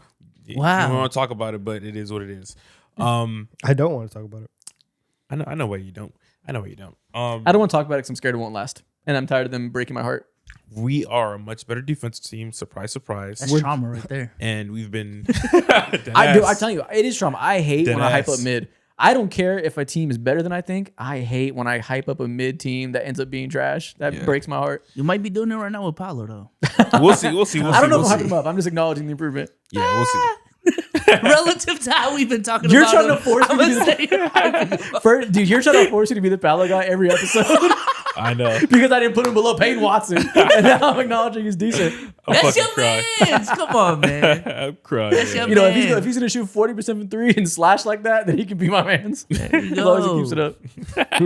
Your homie. But yeah, for the Hawks, But as soon as he stops. For the Hawks, obviously, it's drafting Zachary Richey at the #1 overall pick. They didn't have to do that. No one forced their hands to do that at all. They could have forced Alex Sarr to be a Hawk. They didn't have to go ahead and do that. They could have traded back for all I care. But probably every team didn't necessarily want to do that because it was just a weaker draft. So at the end of the day, Zachary Richey should have been put in that position regardless of the fact. So that's that for them. I personally would have rather had someone like Donovan Clingan. I was gonna say, of course, you could have I would have Clingan. fucking had. I would rather have Alex Sarr, but Donovan Clingan would have been like a perfectly fine fit throughout. No matter what you want to do with this roster, no matter what happens to Trey here or Trey gone, it don't matter. Donovan Clingan is one of those guys in the league who's just has like rare skills. It's not an exaggeration to say picking Donovan Clingan would have saved the Trae Young era. Yeah. And I follow smart Hawks fans that wanted Clingan specifically in that draft. Like that wasn't a impossible to find opinion. Yeah. People had accepted it because Draft Express and his industry plant making ability for Zachary Richey had made us all believe that Zachary Richey needs to be in consideration for #1. But I follow a lot of educated draft guys that said Donovan Clingan is the perfect player for the Hawks at 1. It's just age bias. Yeah. Yeah, I Tough. agree. I agree. So that sucks. And then doubling up for the Washington Wizards, they shouldn't have taken Bub, bro. Especially that high. 14 is kind of crazy. Bub is not a bad player, but he's just not additive to the rebuild and playing productive basketball all of the time. They could have had so many guys. They could have had Jared McCain. They also could have had Isaiah Collier, who fell like crazy in this draft. I think it was like 29 or something like that. And I still don't think understand it's- why. I don't remember why. Maybe it was like, I don't remember if it was health things. We were baffled when it happened. I can't remember why though. Yeah, it was crazy. It was Maybe crazy. because they knew we couldn't shoot. Maybe teams just valued that less than we did. Yeah, exactly. But clear as day, that was a wrong decision for them because as time goes on, Didn't he have some interview stuff? It's just like- or am I tripping? Well, we interviewed maybe, him. I don't know. And He was like a bad interview or something. well, we talked about how hilariously quiet he was and very like, It's a and chill the guy. and the, and the assumptions you would make based on that. Yeah. But, he was quiet. I but don't know if we saw. I don't know if we saw reports that teams said he had bad interviews or not. Yeah. Was it health related? I can't remember. Was there injury stuff? That would be just my best guess right now. Safe assumption. Yeah. He goes, didn't he have interview stuff? We interviewed him. You tell us. He's extrapolating. But yeah, anytime you see your lottery pick just consistently get deprioritized year by year by year, it's not a good look, bro. Yeah, Khalil Ware. Pair him, and they probably didn't want. Sarr didn't want to be a powerful. Didn't want to be a center. You Yeah. could have paired him and his center of the future up in the same draft. Had two shooting bigs. That would have been so fun to watch. That'd have been cool as fuck. Yeah. That'd have been amazing. Not good basketball, but fun as fuck. I think it might have been good basketball. I'm not gonna lie. I mean, rookie year would have sucked Had a because chance. Alex Sarr was the worst scorer in the NBA's rookie Yeah. year. Dude, just two guys just dicing each other. But that could have been interesting. Yeah. Did they have a center at the time? Who'd they have? Was Jonas Valanciunas? Valanciunas. Yeah, Valanciunas was there. Mm-hmm. Yeah, Valanciunas. Yeah, I hope they didn't make a decision based on Valanciunas. Good lord. Okay, who's left in this division? So the who Hornets got and the who got Heat. the Hornets? I do. Mm. Yeah, we'll go to the 24. Salon, Tijon. Oh shit, yeah. Everybody Tripling regrets what up. they did in the 24 draft. Fuck, man. This Josh is full of regrets. At number 6, bro, and when it happened, we were like, we did live stream at that time. And we were like, huh? Him? What? 'Cause remember at the time, it was like almost a shoo-in, it felt like, in terms of media smoke, that they were going to pick Dalton Connect. Everybody was Yeah. sure they were going to pick Connect. That's insane. That would have been worse. I don't even remember that. It would have been worse, yeah. actually. They did it. They picked the coughing baby over the coughing baby. And the process with this was also bad just because they had teams trying to trade up to number 6. And they were like, no, like we have to stay here. We have to get Salon. Were they trying to trade it for Klingon? I think so. Interesting. I think I remember like Portland trying to trade up, maybe even Memphis. Oh, Memphis wanted Klingon. They were trying to trade up above Portland, and they Yeah. ended up getting Edey. God. Yeah. And so there's a word where you could have had Salon and had extra picks. Bro, you could have picked at 15 and had Salon. This is But you Justice were- but you Winslow were all over so- again, man. Yeah. Facts. Justice That was Winslow. worse. That's Because crazy. like there was a haul. for Bro, them. there was rumors that the Celtics wanted to trade 2 Nets picks for Justice and Winslow. 3 first-round picks total. So the Hornets could have ended up with like Jaylen Brown and Jason Tatum. But instead, they didn't even pick Justice Winslow. They picked Frank Kaminsky. Goddamn. Hey, thank God. Every genius Frank GM Kaminsky. is lucky that the idiot GMs didn't take his offer. That's tough. But yeah, I would say that. Yeah, makes sense. Miami Heat. Starting discourse about ethical basketball. I think that might be their biggest regret over the last years is what happened the other night. Okay, It's fuck the either- regrets. Let's talk about Bam some more. After our initial reaction that everybody saw you hating like crazy, has your opinion changed at all, or are you still being a hating old man? In terms of what, like, shout out to Bam. I think Bam did what he was told to do, and like they were like, "Yo, you're gonna score 80 tonight," and they were He like, hasn't "Okay, changed. fine."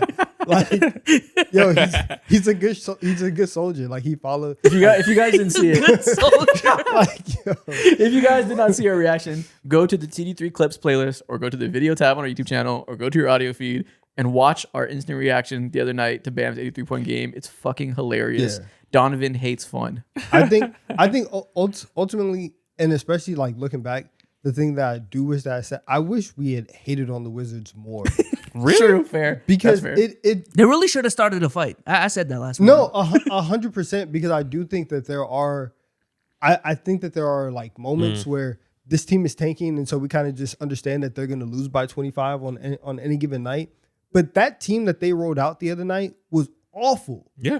It's straight teenagers and just and players that are not going to be on the roster in 2 years. And so the fact that we can get to a March game and a guy like Bam, who again is an NBA player at the end of the day, he's been an Olympian, all this other stuff, but it's Bam Adebayo. He doesn't average 25 a night. Like, he's not this amazing scorer. The fact that he's able to go out and dominate the Wizards to this level because they are that bad, that's a problem. And they 100% suck for everything that they did. So like, I think there might be like 2% part of me that's a little bit less mad at the Heat because they're also just taking advantage of the situation in front of them. The Wizards also are an embarrassment to what the league is. Like they for sure heard that in the mic, you sicko. they are a disgrace. I just burped. He knew it too, so I glanced at him and he started cracking up. Everyone at home was like, damn. But yeah, the Probably Wizards didn't hear anything. bro, the Wizards are 16-48. They're 1-9 in the last 10, and they've lost 9 in a row. They gave up 31 in the first, and we're like, yeah, okay, you want 43? Go ahead.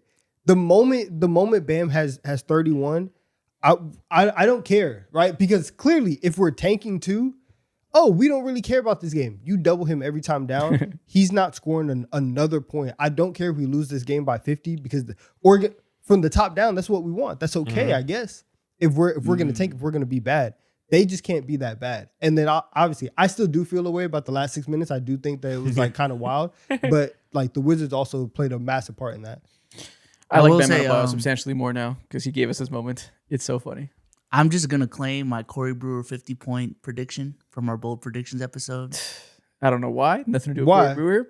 You just, Yo, that Oh, you Bam, should've- that Bam is along those lines, dog. That Bam 83. No, I'm not it's going to lie to claim anything, but we can acknowledge the fact that you also said something about Corey Brewer as an unrelated fact. That Bam shit is just like astronaut. Oh, no, what I will give you credit for, actually not credit, but I will acknowledge, is that you were talking about the Miami Heat scaring you because they have the trauma of beating the Celtics inexplicably. Yeah. Bam Adebayo's going to walk into your house in the first round. 80, And you're going to be thinking about 80. 84. Also, like, this is big for Bam, I think. It resets the way people think about him. He was be moving worse. different in that game. And he's been good post All-Star break in general. Yeah. The way he was driving, when you look back at that game, granted they had the worst, smallest defenders ever in front of him. He was driving with some force. With the ball in his hands, like his handle was looking good. Like, he's never that aggressive going downhill. Well, no, because the other 4 members of the starting 5 were out. Yeah. And they were like, yo, it's all on you today. But, like, I wonder if that's, like, hopefully the Transformative start in of a him way. being like, what am I capable of? Yeah. I mean, it should be. If you The scored Venom meme. 83, bro. You can do anything. He just punched somebody's fucking jaw off. And he's like, Or it could be the worst thing possible, though. Everyone's now expecting him to be like this high volume scorer, and he's like, I can't Yeah. score past 17 still. No. that'd be There's a funny. very real chance of that happening, too. I'm going That's to choose to hilarious. believe he now has a symbiote suit. And he's like, I have so much power. That's your man's. I'm crying. But yeah, I mean, it was the whole thing. It was overly silly. It was one of the most. Also, this is crazy. This is ridiculous. If you type in, I just Googled Bam's name. Heat colored confetti came down on the screen. What? If you Google Bam's name, That's crazy. this is ridiculous. Oh, there it is on screen. Come on, man. That's hilarious. A little fire emoji going up the screen. That's funny as hell. That's dick suck, bro. Yeah, that's okay. He's okay. To the glazing Bam. Okay. That's funny. Last division. Northwest Division. Who do I have? I have the Portland Trailblazers. I feel pretty bored with them in terms of thinking about regrets. I can't really like pinpoint one big thing. Like, yeah, Scoot Henderson's not good. Unfortunate. That was a couple years ago now. I'm going to say not trading some of your veterans by now. Yeah. Why is Jeremy Grant on the Trailblazers? I have it for you. I just had to make sure that it was the correct year. In 2025, they gave Chauncey Billups an extension. Oh, shit. That's the biggest regret. That's by mad far. uncomfortable. You're right. I was talking about Jeremy Grant and Time Lord. Fuck that. They paid their head coach. They immediately got federal charges. They immediately saw doing a perp walk with FBI agents behind him. Crazy sentence to say out loud, and that's their reality. And now Tiago Splitter is their coach temporarily. Biggest regret by far, not hiring somebody that's not a criminal right now. And mind you, they weren't even great. He went 116 and 211. Yeah, he was dog shit, by the way, before that. He started to have a little bit of a turnaround towards the end. For the first couple of years, he was an atrocious coach. He was so bad that I give DeAndre Ayton so much credit and the assumption he'd be better because he was playing for the worst coach in the NBA. That proved to be too much credit given him. But I wasn't entirely off because Chauncey Billups was for sure the worst coach in the NBA for the first 2 years. They had the stretch in the second half of the year where like their defense really locked up and they were able to capitalize on everything. That completely shifted how we talked about Chauncey Billups. He got the extension, and then we were like, oh wow, the Blazers are actually doing something. They actually Donovan Clingan changed his life. Yeah, we found our culture here. They gave him the multi-year extension because he was signed through the 27-28 season. Or he was like, people forget now. He was unimaginably terrible for the first couple of years. The team's offense made no sense. Their defensive effort was terrible. It takes time to learn how to be a coach, so like you kind of understood it. There was no redeeming qualities until Donovan Clingan walked in those doors and was incredible for the second half of the rookie year. And they extended him. It's such a waste of money. And not like it's cap space, so who cares? But like, damn, their pockets hurt. Unfortunate. You know what else? Not necessarily pockets don't hurt, but your spirits hurt, your heart hurts. Tell me. I got the Denver Nuggets, man. I've been talking about this probably like I've been like not the harsh critic, but I've been the most adamant about how annoying this thing is. Yeah, because you're making up for being the biggest Glazer at first. For Cam Johnson? Oh, I thought you were. I meant for the team in general. I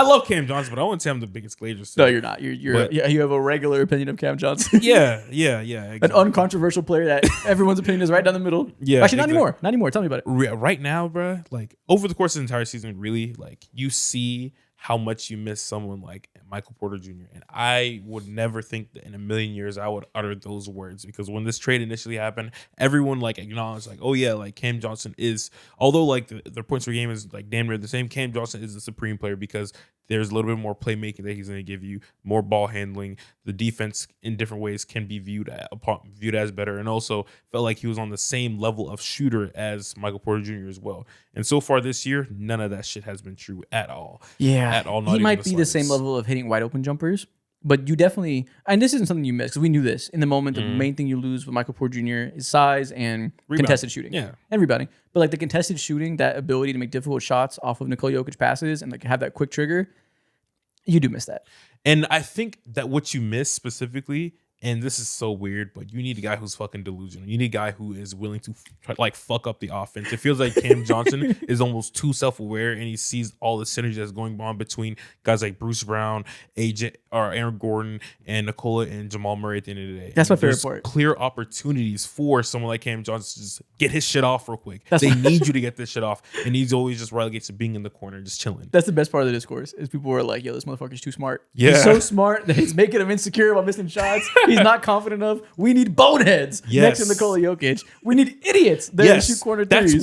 That's why Tim Hardaway Jr. is the perfect type of idiot for this team. Okay, I don't know if Tim Hardaway Jr. is an idiot, bruh. but Michael Porter Jr. I feel fine He saying be some taking shit. crazy shots, and they go in almost every single time. At least it feels like it this. He's a perfect type of irrational for sure. I don't know anything about his mental. You know. Michael That Porter was Jr. a crazy comment. Come on, man. Come on. And that's why Tim Hardaway Jr. is a perfect idiot for this team.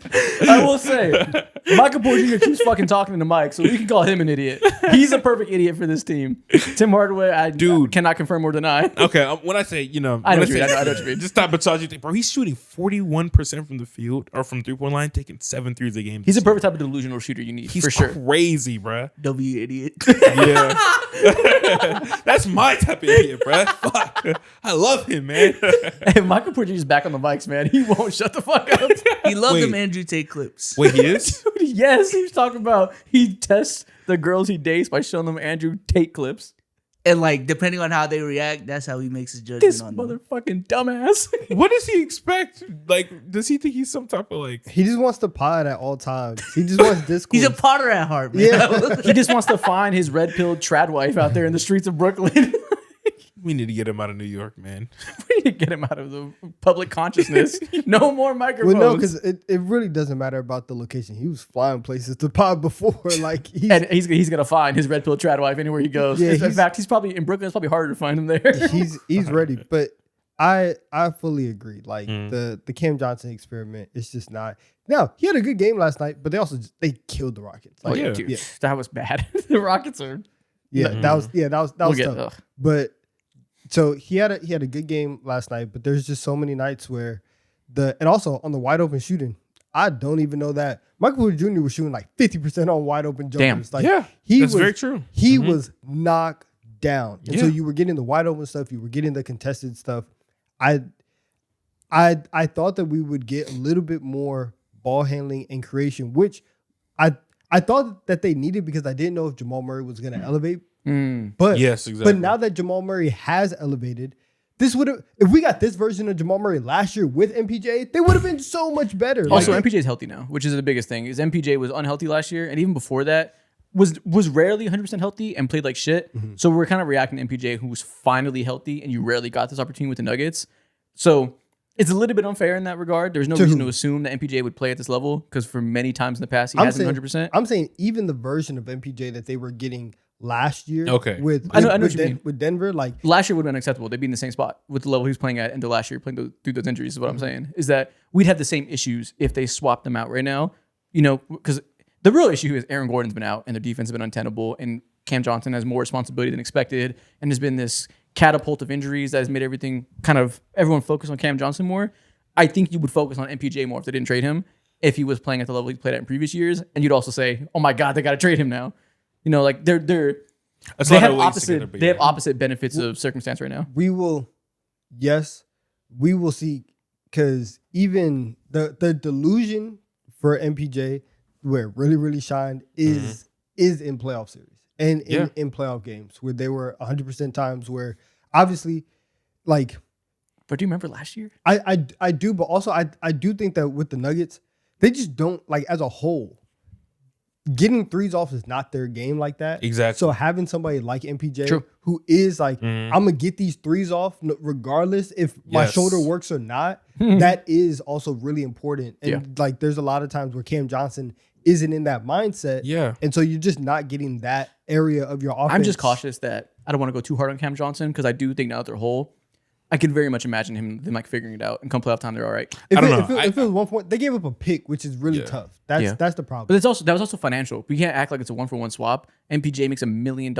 I can't say million because everyone makes millions. He makes $1 billion. Yeah, exactly. Yeah. He makes $1 billion. He's overpaid, and that freed up. They gave that pick to free up money to be able to add more players on the bench too. So we treat it like it's a 1-for-1 swap, but it was a much bigger calculus. Most definitely is, man. I just miss the stupid shots that MPJ would take and the stupid shots he would make. Man. It's It like just that made no invincible sense. meme. I miss my wife. I miss my moron. Yeah. Timberwolves. You have them. I do. Oh yeah. Letting Nikhil Alexander Walker walk. Mm.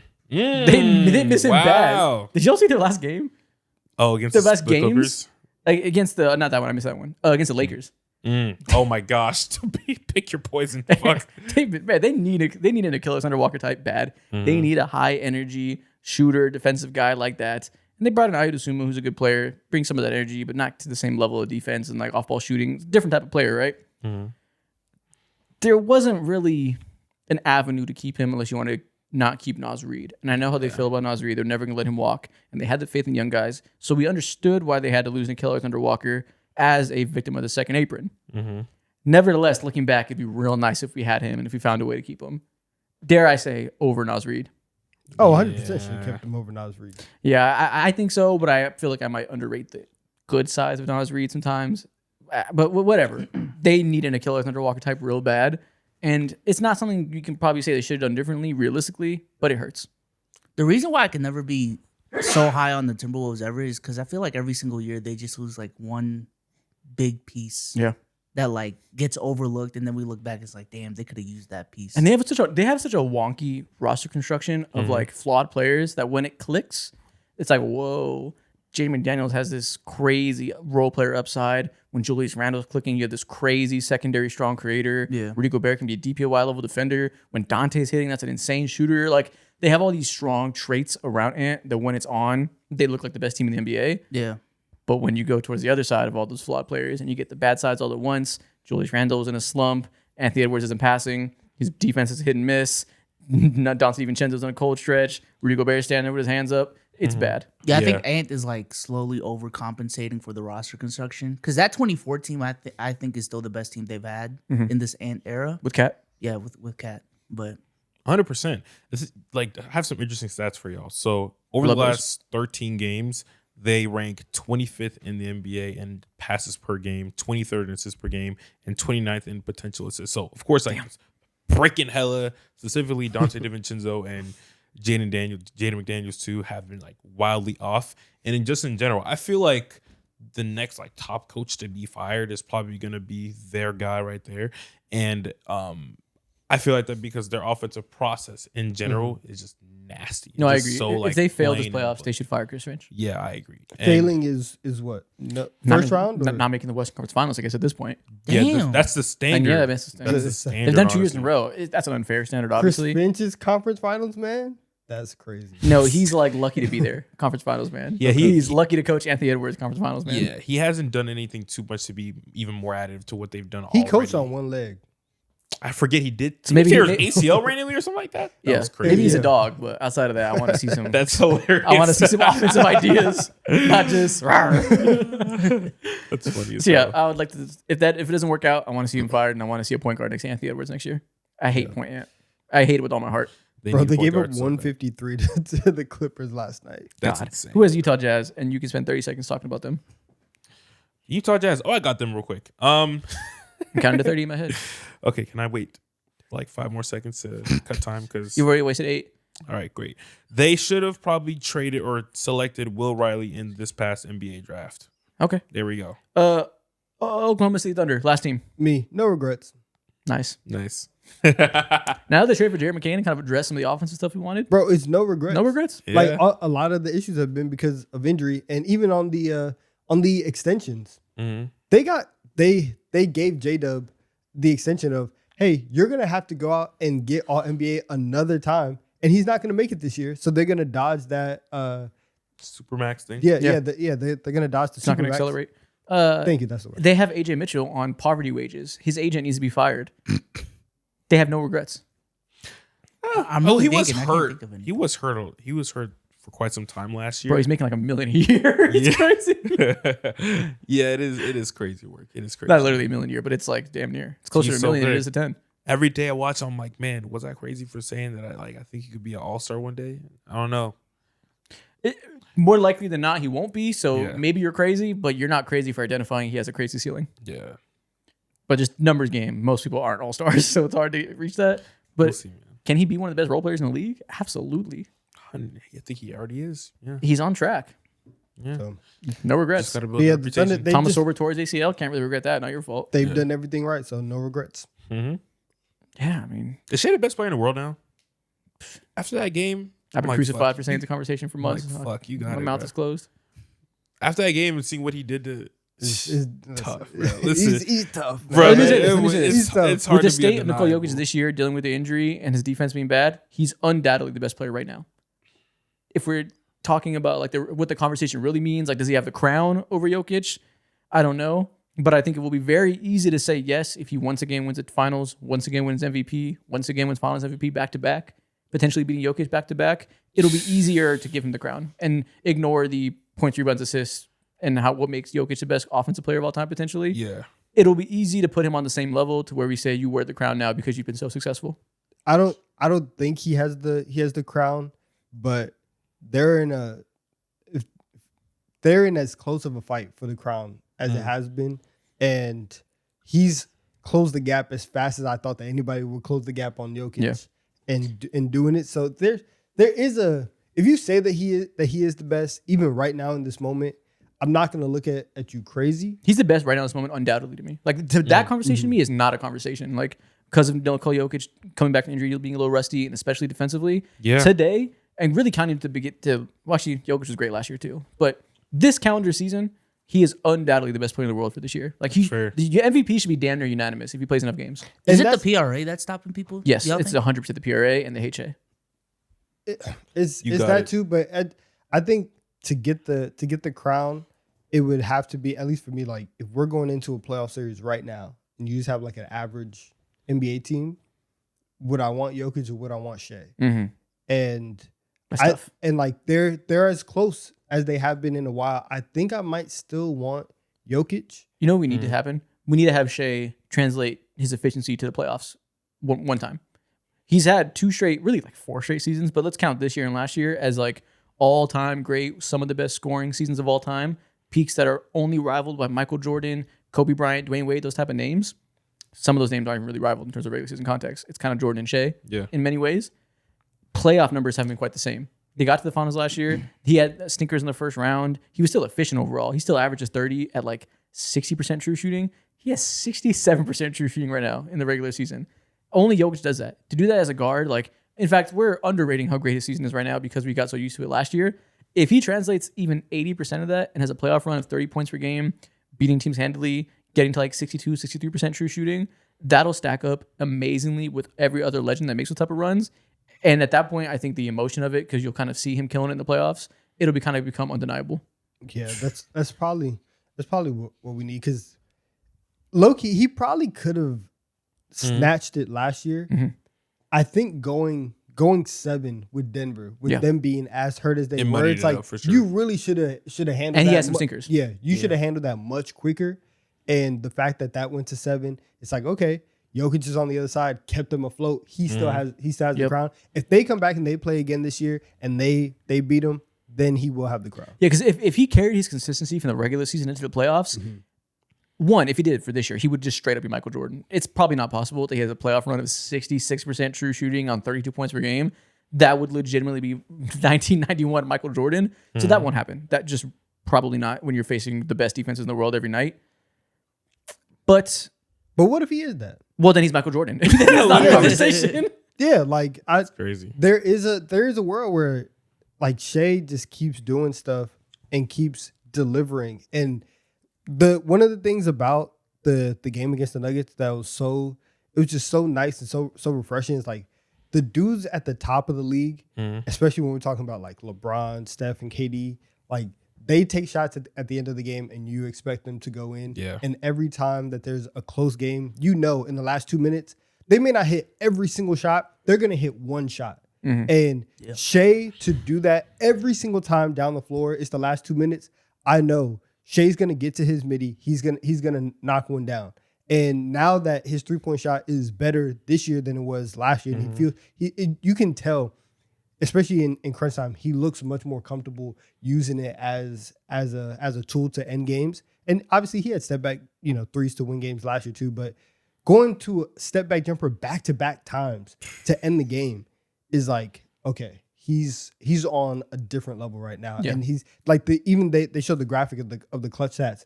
And everybody, it was even like the top guys, we're thinking Tyrese, Cade, and all of them are around 5.4, 5.7. Shea's a full point ahead of them at 6.4 in the clutch. And then he goes out and hits back-to-back threes. It's like, yo, man, like nobody else is doing it like him. Yeah. And we just need to see the same, because, in regular season, we know he's so amazing because he's insanely consistent. The scoring volume is there. The playmaking off that, the lack of turnovers that he creates, the just math advantages he brings to an offense are so amazing in the regular season. And in the playoffs so far, he's been great, but not one of the greatest of all time. Like he has been in the playoffs when he's winning these MVPs. I mean, in the regular season when he's winning these MVPs. The second we have one playoff run where that translates at least somewhat, the conversation will flip. You asked the question, do you think he's better? This is the most that I've ever questioned in my entire life, and I think for this year, especially how bad things have been for Jokic on the defensive end, he got it. Bro. You know what it is? In the regular season, he plays like 2019 Kawhi in the kind of force that brought as an individual scorer and the way he utilized driving offense around that. It hasn't felt that way because of consistency in the playoffs. As soon as he is the same person, he'll get the same glaze that 2019 Kawhi got. Yeah, just seeing the constant growth and progression while also not letting certain things fall off in his game, like the defense versus he had so many impactful plays and just straight up effort plays, and I make sure I'm in your jersey plays towards the end of that Denver game that just solidified him and his stature, how I think about him as the best player in the world. And he has it on that end. He hits all the clutch shots in the goddamn world. I don't know what he doesn't have to not call him that right now. It's still not lost on me how crazy it is that we're here with Shai Gilgeous-Alexander being in these combos, and year by year the outrageous things that fans of him will claim get less and less outrageous. That beginning of last year when people were saying, yo, you're watching modern day Kobe. You're watching the next iteration of these all-time great guards that are going to be truly one of the best players you've ever seen.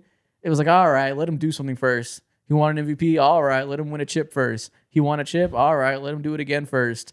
And it's just like which is it's fine. fair. It's fair. Yeah, It's right. It's normal. fair. It's normal, right? To be one of the best players of all time. This comes with these are growing pains that come with that. It makes sense. It's just crazy that he keeps doing it and keeps elevating, and that no ceiling that you put on him has remained. He just constantly refining his game, bro. This year he's shooting like 55% from the field. That doesn't even make any sense based off of like the nature of his game at all. 67% Why is he shooting. taking step back threes? Like just a couple years ago, we were just like wanting him to like get a bit better and refine that part of his game. Just I think last year, maybe it was 2 years ago, he started out the year taking like 9 threes a game or something crazy like that. Yeah. And this year, like he's smoothing it out completely.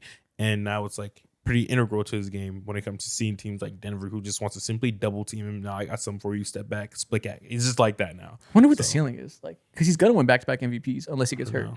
That's like certain at this point. Ceiling of like his like what do you mean? Like yeah, like all-time where nature? does this end? Like what's like? Oh man, I don't know. So I'm thinking he wins another ring. I don't see a team that's out there like terrifying me as a Thunder believer. Back-to-back rings, back-to-back Finals MVPs, back-to-back MVPs. It's on the table. Trajectory to top 10 all time. That's crazy. It's insane, but here we are. Yeah. And we keep making the are. comparison Yeah. between this team and the Golden State Warriors of Curry, who was also a late bloomer and also made that MVP leap. They had a year where he got better, and then they lost the championship. Probably should have won it for 73. Like he's on that same trajectory as Curry. Yeah, it's a different. Different play style, of course, but same Yeah. trajectory. Yeah, I think right now, I mean, two MVPs and 2 chips, especially in back-to-back years, and being able to say like I peaked here. Now you're Hakeem. Not many guys do that. Yeah, Yeah. you can be at that level. So So we're saying if he does all that, he's a top 20 player? Because Yes, that I would mean he think matches he's what Giannis and Jokic have done? Like, Yes, he's locked. He's locked for me for sure. yeah, It would just be like He's a longevity yeah. After thing that, that'll yeah. be holding him back. but yeah. even then, So he'd be on pace to be a he top 20 player. has 4 years of averaging 30, and so we're gonna be at half a decade of him doing this. So 4 years of an elite peak like that, Yeah. and 2 years of one of the best peaks ever. And so like even if we just extrapolate 3 more years out of this and say that in a 7-year span, which is basically in like a prime, you have 2 MVPs, 2 chips, 5 seasons, and let's just be ultra conservative and say you have 5 seasons consecutively where you average 30. Yeah. You're not a scrub defensively at all. Mm-hmm. And your team has made the finals 3 times, right? Let's say they win this year, make another one, don't win, whatever. Let's say they just go 2-1. That's top 20. That's top 25 at minimum. Yeah, there's to me, there's no world where he's not top 25 player of all time. And really, to me, honestly, there's no world he's not a top 20 player of all time. Like, barring catastrophic injury or complete change, like, assuming we can see what we see now and assume it happens for the same length that happens for most star players, I don't see how he finishes anything less than top 20. I think y'all are even being conservative. I I am. think he's a lock for top 15 if that happens. If he wins again this year, I'll be with you. Yeah, But yeah. yeah. Yeah, if that scenario outline happens, I'll be with you. But as of today, 20 is the worst to me. Yeah. Yeah. That's crazy, man. Yeah, Like he's gonna I'd pass say- Dwayne Wade quite It's easily. so crazy. We just have Has he already passed Dwayne Wade? Yes, I think so. Yeah, probably. And like I Dwayne think Wade's so. like I think I ranked him 19 or something like that. Yeah. Let's My pump heart. Last year is just as impressive as 2006, and now he's done it again. He's gonna have 2 MVPs. Okay, fairs. That takes you far. I know, Yeah. man, it's tough. It's tough. Like if you want to say 1 peak versus 1 year peak, maybe they're quite similar, but like the body work's gonna catch up pretty quick. It's hard watching your heroes get slain in real time. Oh no, Dwayne Wade's the 20th best player, not 19th. It's when Bam. Dwayne Wade getting his head cut off by Shea. It's tough. It hurts. He's being scalped. It hurts, man. He's just holding his head up like this. That's hard. Oh man. You know what? Dwayne Wade has way more gold medals than Shea. Now what? Canada will never win a gold medal in basketball. Facts. Never be at the top of the international game. What if he does? We keep saying never. Listen, hell if no. Canada wins a gold medal, you're the hell goat. no. You're the He- goat. they can win the World Cup pretty easily. Yeah, we don't care about that. That doesn't matter. That doesn't No. move anything. They've been trying to make that count for like, I guess at this point, like 16 years. And it's gotten a little bit more, but It should count. We should make it count. the U.S. never sends their best players That's on to them. the World Cup. And so that's why it's not looked at it in that It should though. It would be good for basketball if we care about the World Cup and had twice as many international opportunities. Everybody has the one international tournament that like means the most. Yeah. And so normally it goes back and forth between Olympics and World Cup. Yeah, it's the opposite for soccer, right? Yeah. Why don't they care about the Olympics and soccer? I'm not sure. I'm Wonder why not, there's some yeah, I'm people. not sure, but the World Cup is the thing. Yeah. Yeah. Maybe the mental of the world only has room for one.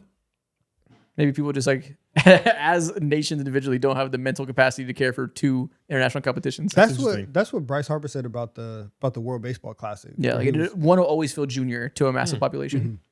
Maybe that's what it is. so All right, well, that is the end of our one regret plus random Shea and Paolo Banchero Glaze. B-Souls, what are we talking about today for our producer corner? Need a jingle for producer corner, man. Oh, you have it. Remember get in the stew. you have it. Wait, I do. You do. Remember you gave yourself a theme song last week. No. Producer corner. I don't know. You forgot the draft sound. Oh. I was about to start singing. I'm crying. That was crazy. bullshit. Yeah, I think you might need to refine that and bring it back next week. I kind of like it. You kind of Yeah, that was quite the oral loss. You got to come back next time with a more refined to make up for it. All right, producer corner question of the week. What are your thoughts on boneless wings Obviously. and people that eat them? And people that eat them. Now, I know why you're asking this question. And I will say, we went to All-Star Weekend. That was the first trip that we had when B-Souls was there. We went to go get something to eat. B-Souls had ordered wings. I got him boneless wings. It was the first trip with B-Souls. I wasn't going to say nothing. But now that we're here in this moment, that was wild. And you should never do that again. That was very mentally weak of you. Whoa, Why? eating What's the problem boneless with wings? boneless wings? No, I actually don't mind boneless wings. I do think that everything that the pretentious wing lovers say is true. Standard wings are better, and you are probably a worse person for preferring boneless as your default. But I also love some sauced up chicken nuggets, so I can have some respect There you for go. it if it's mixed in. If it's your default every time you get that over regular bone-in wings, I have less respect for you. But if it's a change up, I respect your game. Do you guys get tenders at Chick-fil-A? No. No, I never got tenders at Chick-fil-A before. For Why real. is that the same? Because there's no bone-in chicken there. I just think if it doesn't have any bones in it, it's the same shit to me. No. Well, if Chick-fil-A had wings that were good, so I don't get tenders at Wingstop. Exactly. Do you get tenders at Wingstop? Yes. Oh, you should feel bad. I'm not gonna lie. Wait, you get tenders at Wingstop? And boneless wings, whatever I'm feeling that night. Wow. Do you ever get regular wings? Not really? Rare? So, yeah. It would be performative of me. Yeah, so- we should judge you a little bit. Not gonna lie. If you got tenders and boneless wings at time to time, I'm cool. I like boneless wings. I don't really get them that often, but like when somebody gets them, I'm like, damn, I wish I had that. Yeah, just because it's like mad convenient. you Yeah, know? they're just sometimes it's nice to have a Yeah. chicken nugget with some sauce. Yeah, just it's like Gotta manage bones. That's my biggest thing with bones, man. you just want to take Gotta straight, meat manage straight to the bones. mouth. Yeah. That's all you want. You want it easy. That's not a pause. I'm just laughing. Oh, okay. This is I can convince you anything's a pause if that's the pause to you. You're ready to go with it. honestly, Well, this is telling me a lot about your character. Yes. What does it sound? I think how we can I extrapolate manage this. or can't manage bones? Yeah. Yeah, I think we can extrapolate this to some other personality things. Really? Like Yeah. what? For me. I don't. I think right now. Anything for you to be comfortable. Yeah. Overall, you preferring boneless wings. Just let me know. You take the easy way out. He again, what we said about Miles you- Turner, he likes a soft life. Exactly. I You can't run hate that. away I like from the- Legos. You run away from the grind. Do you run from the grind? I don't run. Do you do you walk from the grind? I'm a speed walk from the grind. Do you and then briskly walk from the grind? when I get tired, I'm gonna stop. Yeah, we can learn a lot about a guy based on his opinion on boneless wings. Can you? You give the grind a chance to catch up, and then you Yeah, start. it's and not then I just- start walking again. It's not just like it's not saying you're lazy. That's not exactly what it's saying. It's saying that if there's two good options and one is a little bit better but takes a little bit more effort, you're happy taking the decent option. Some might say that's efficient. Some might say you're leaving meat on the table. Some might say you're. Some might leaving- say that's cope. Some might say putting the extra 5% of effort in all regards is the difference between regular people and exceptional people. We just spent 5 hours glazing Shay for his efficiency. Glaze me. Are you? Just wanted to say that. He just wants to be glazed. Just asking for it. He needs glaze. Yeah. Bro, go home. What the Hot honey glaze. Do you feel like you put the extra 5% Also, effort in all hot regards in honey life? is mad overrated. What? I'm not a hot What honey is- guy. Hot honey. Hot He's honey. tripping. Oh, yeah, it's definitely gassed. It's good, but it's definitely. I hate that it's such the default for like every pizza in America. Yeah, It's getting too much. spam. I don't always like, want it. like some other Good things. additive. I don't always want it. It's good. It's good time to time. It's a little too popular. I bought it in my household for the first time. In the household, I have it too too. much. I bought the Yeah. extra hot one, thinking it'd be good. It's disgusting. Also, You can't get it too hot. That Extra defeats hot the is a little purpose. too much. It's disgusting. It's Mike's. They sell like regular hot honey and extra hot. I thought it would be like a little extra spice. I like it because I put red chili peppers on all my pizza, so I want a little spiciness. The extra hot tastes so fucking gross. And that's why the extra hot for who and for what? Like, why are you trying to prove something with the extra hot? I like spiciness. If it tasted good, I'd be with it. But the it appeal tastes is the terrible. honey part. So you just got rid of it. You're right. It throws off Okay. the balance. I thought it would still be sweet, but a little more heat. It just tastes like fucking habanero. It's gross. Extra hot, extra sweet. Like, I wanted regular sweet. Sometimes it's a little too sweet for me. Yeah. As I've gotten older, I don't always want it to be crazy sweet. So I wanted to tilt more towards hot. It tilts way too far. that's the biggest thing that they don't tell you about getting older. The sweetness is like, I'll leave that off.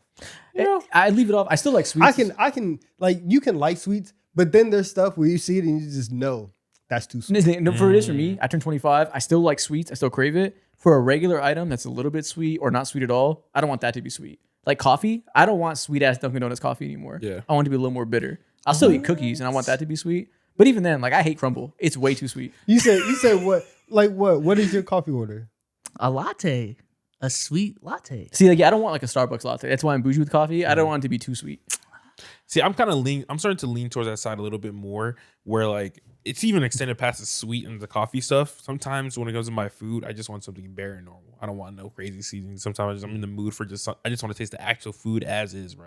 I understand that. We've done 3 producer corners. 2 of them been about food.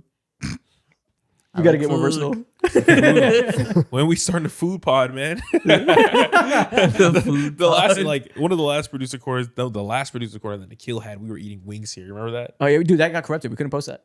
Fuck. I don't know that. That was the day the video files all Right. messed up, and it took me like Yeah. 12 hours to save it. We lost that completely. Damn. That was tough. Lost wings files. Tough. Yep. Yeah. Were they bone in? Of course. Yeah. Yes, yeah, we yeah. don't. Of course. Every day We don't operate in. And that's the thing. Okay, that so that's the way. thing. You could eat boneless wings. If you were to bring me wings and you brought me, like in the same way that scenario, somebody brought us wings. If you were to bring me boneless, when I say wings, I lose all respect for you because you don't have respect for me. Yeah. I would definitely ask. I know what I'm You don't got doing. to ask. You should know. Oh. If you ask, you don't respect me. I'm just saying there's more boneless guys in the world, so I gotta ask for courtesy purposes. But you should know I'm not one of those guys. You have to ease you out, man. Sure. Boning guy, not boning guy. Okay. Hey, we could do that. I'm not gonna lie. You could do that. You give me a group of men that I know. We can get to the bottom So of this. Miles Turner, bone in. No, bone out. Yeah, bone out. For sure. MPJ? Oh, Bone in. boneless. Whoa. Bone in, but he eats No. the bone. Oh yeah. He chomps on the bone. Yeah. He's the bone. Just one bite.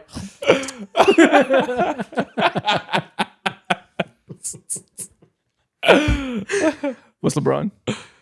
Oh, LeBron is also bone in and eating the bone. Yeah. I think it's Eating the both. bone. Yeah. No, I think he's too performative to eat the bone. I think he like has good etiquette. He's not wasting anything. Wait, do y'all have this take with fish? Like, oh, because I'm a man, I gotta eat fish with bones in it. No, it's very different. I don't like fish, so Yeah. I'm remove myself from this.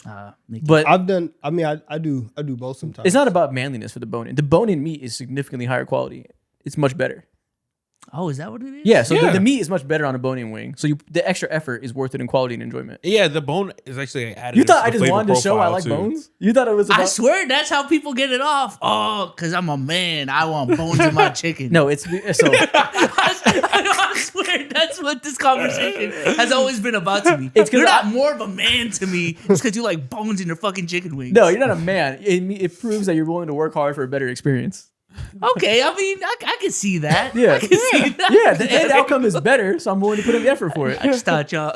I swear, it's just bones, man. Man, eat round bone. Man, eat bone, I'm man. Like, all right, dog. Man, eat bone. Lady, eat nugget. You're a funny guy, man. It's funny. Thank That you. was backhanded. I saw it in his eyes. Funny guy. I don't know what he's asserting, but it wasn't. That wasn't true. That's why I got hired. For your boneless wing opinions. Yes. Leave that alone.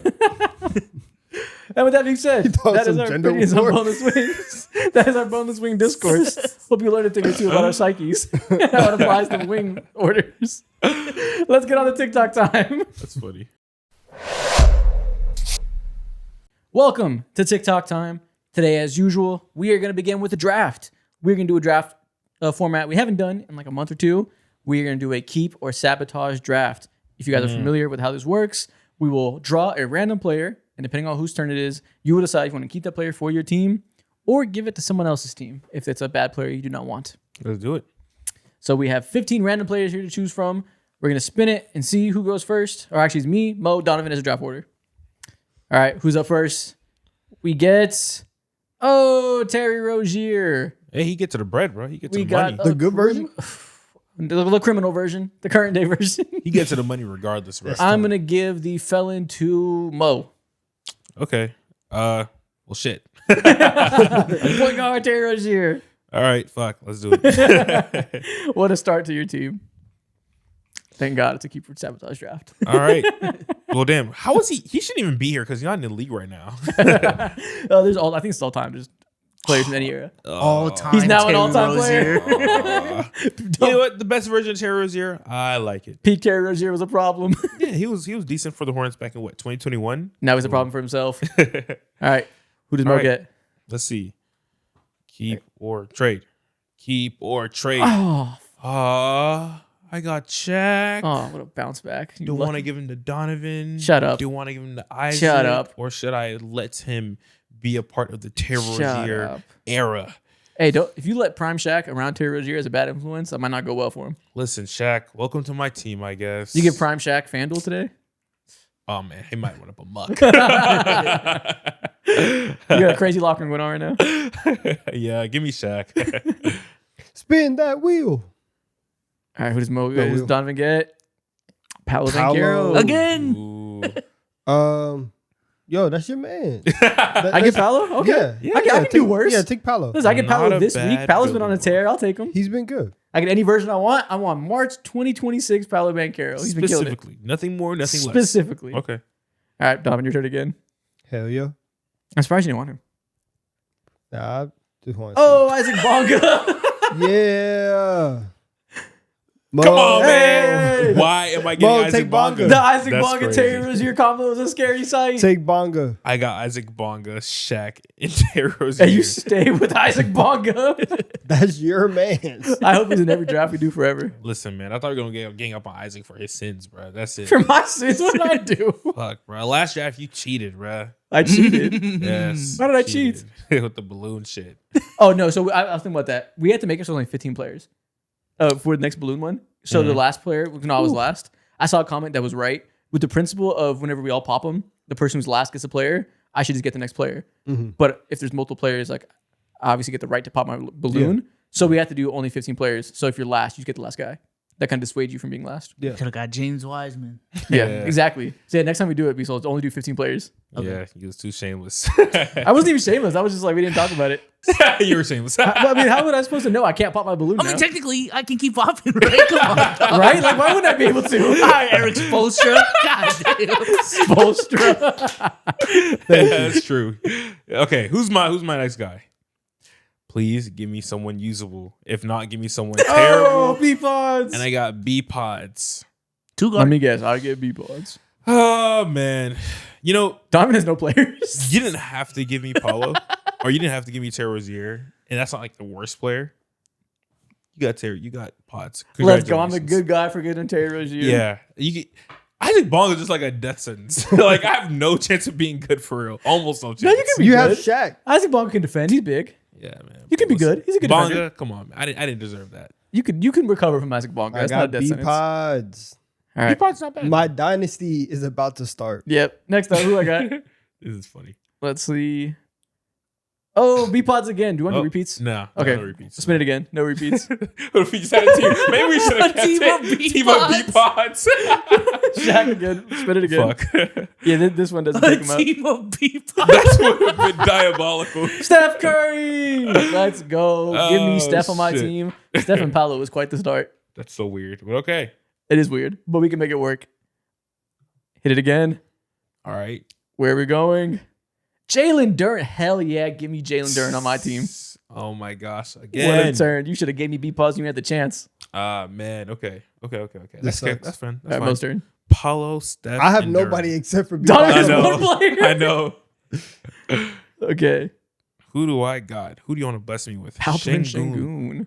Ooh, my spacing is crying right now. Şengün between Bonga and Shaq. Elbows to Ooh. elbows. Oh my God. Ooh. Welcome. Şengün is on your team, Isaac. My team? Yep. Oh shit! I didn't consider you do that. At the 2, right? Yeah. Yeah. I guess Paolo's my 3 and Şengün's my power forward. Oh shit, man. Yo, the shooting your team is superb. The 2. All right, back to back spins. Power forward Şengün, center Duran. Can I get can a make it work. player? I can make it work. No, I respin. can't. Haha. Can't get Steph. Can I We get both another got one player? all-time player. Rick Barry. Nice. Yo, give me Rick Barry. He's never said that before in his Give me life. Rick know. Barry. Never before mentioned in our drafts. Legend. Uh, Not He's too a bad. hooper. Not too bad. Team chemistry is in the gutter. Between But- you and B-Pods? Yeah, but he's a hooper. Why B-Pods won't defer to Big Barry? come on. Oh, remember Carson told us Rick Barry's a racist. Really? Yeah, remember Carson told us Oh, he was on yeah. the show? I didn't He know has that. stories. Whites with attitude. I didn't know that. WWA team. Give me a player. Another white, please. No. Damn, I wish Damn. this- Come on, please. Another white. We need it. Andrew Wiggins. Andrew Wiggins. Not too bad. You could do better though. But it's like this is a gamble right He, now. he wants honestly. Wiggins. I'll take him. You Hell can do yeah. better. Give me him. Shit, I would take him. Yeah, I mean, you know what? You're done. Take Wiggins. I get Wiggins? Yeah. Okay, so Wiggins is my 2, and then Paolo's my 3, Şengün's my 4. He's your 3. Whatever. Right where you like this positionless basketball. Okay. Honestly, it's kind of a good team. I'm not gonna lie. If Paolo can shoot threes. But he can't. Yeah, we'll see. Hey, I got this week's Paolo Banchero specifically. Yeah. He's shooting Your team 40%. is I've never seen team construction like that before. That's Me neither. so Me weird. neither, but Curry heals a lot. Yeah, Curry's. I just wanna cap you off Okay. so that there's not like another Yeah. star that can When get we to do your these, team. should I spin Okay. as well and decide who gets it when it's my turn on the thing, or should you two take turns spinning? I think we just take turns, man. So I shouldn't spin. Yeah. You think it's funny? Should I be able to decide who gets a player? Okay, I see guess. that. I see that I element. guess. What's the Okay, better wrinkle? It's go up to ahead. us subjectively. Yeah, go ahead. Okay. This one. Yeah, It's your turn though. Yeah, you're done. Mo, it's your Damn. turn. Okay. Who do? Oh, gotta we got respin Jalen again. Duren. Damn, this thing looks Duran, man. Holy shit. Who doesn't? Taj Gibson. Yeah, you got Uncle Taj. Congrats. I don't need him on my team. Okay, Taj I can do better. next to Rick Barry. You know next how to keep a Pods. job, though, man. You All know how right, to who keep am a I? job. Who am I deciding goes to who? Kristaps Porzingis. Hey, man. Ooh, you need spacing. You cannot have him. Donovan, welcome KP next to Taj Gibson. Taj and KP. Not too bad. Rick Barry. That's nasty. What type of basketball are you playing? It's kind of working out. Ah, All right, who's man. up next? Your fate is in my hand, Donovan. I can fill out your shooting guard position. Oh, respin. Yeah, Shaq. Shaq, go away, bro. Played it too. Who we got?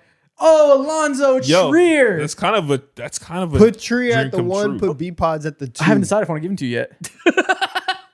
You're pretty excited to get Alonzo Trier, dude. though. Give it to him. That's a dream come true. He's happy. He's a Knicks fan. Now you can have him. to give it Terry to Rozier, Bonga, and Trier is hysterical. No. Shaq's dealing with fucking idiots. No. Put Trier at the shooting guard. Shaq is carrying middle schoolers. I'm crying, man. All right, Mo, your turn. Okay, let's see who's up next. This hurts. Ooh, Stephon Castle. Okay, yeah, that's not bad. You keeping him? Yeah, I'll give him. Not bad. Okay. Yeah, good defender.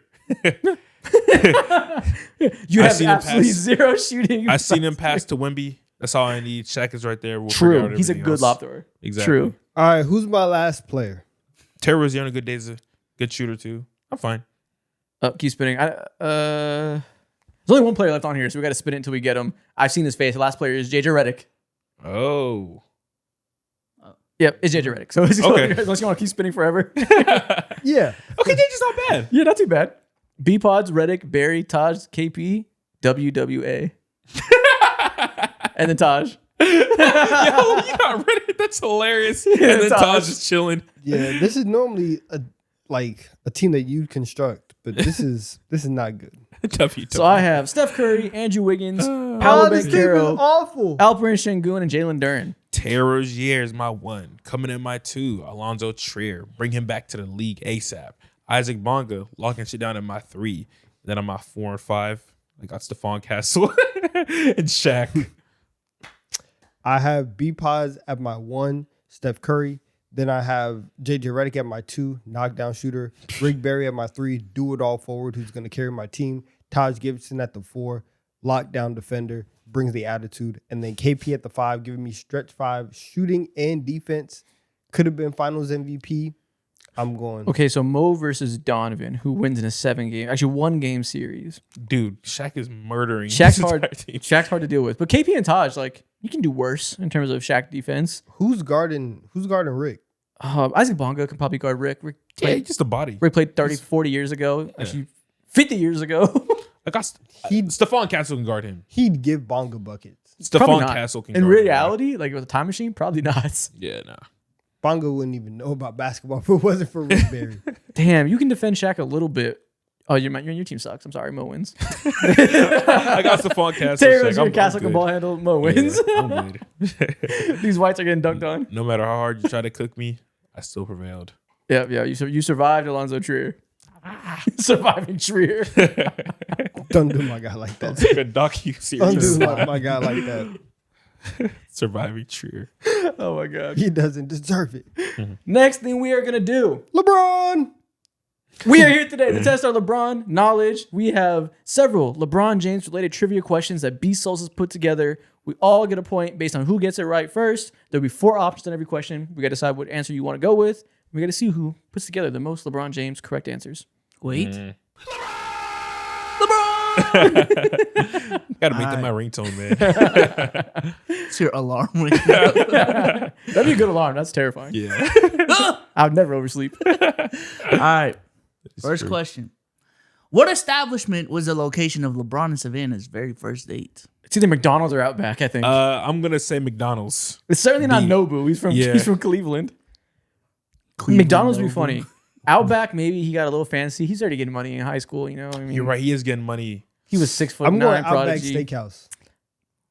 Okay. I I think nah. LeBron has a cheap gimmick, and he probably told the story as McDonald's. Yeah. Whether it's true or That's not, fair. I'm gonna go McDonald's. That's fair. I had McDonald's. McDonald's. The correct answer, allegedly, you could be lying about this too, is Outback Steakhouse. I think I knew that, and Very I didn't go my believable. gut. I think I Yeah. remember that story. I don't know Fuck. why. I forget he listen. had money back then. I should have so it won my makes gut, sense. but the McDonald's thing made too much sense for his gimmicks. I'm too Putting easily Noble up there is influenced. hilarious. I know. That was a I think I good remember him take. telling Because the that story. made though. sense. Yeah, I think I Yeah. remember the Outback thing though. Tough. All right, next.